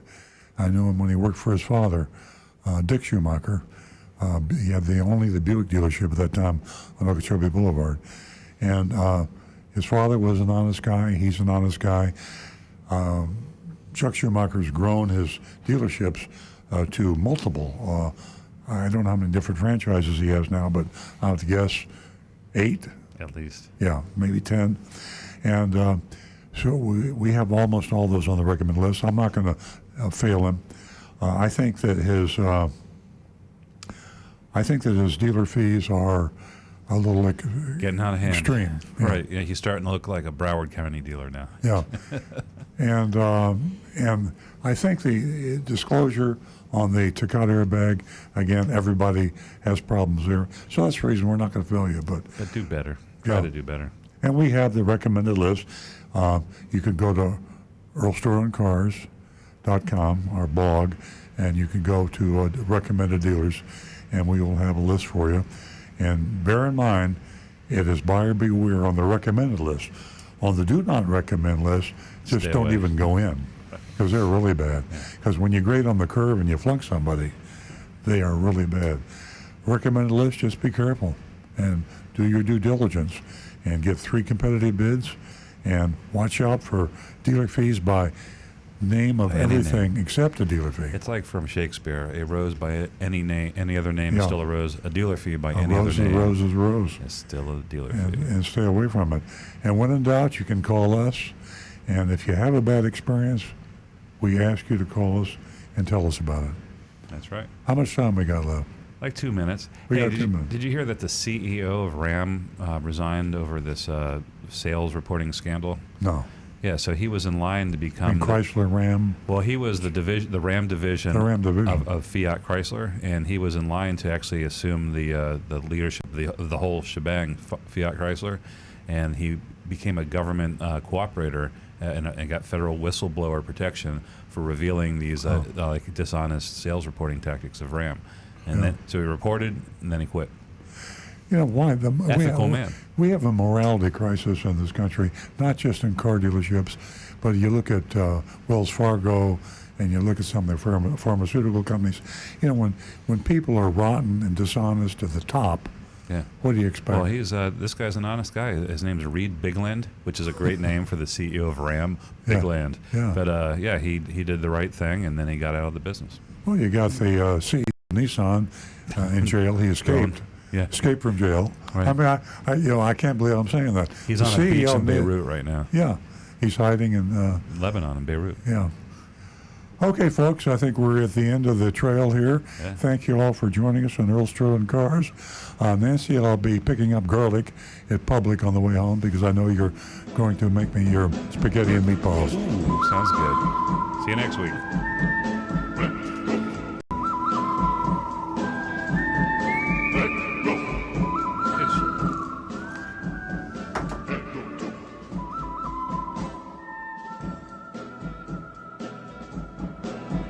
Go.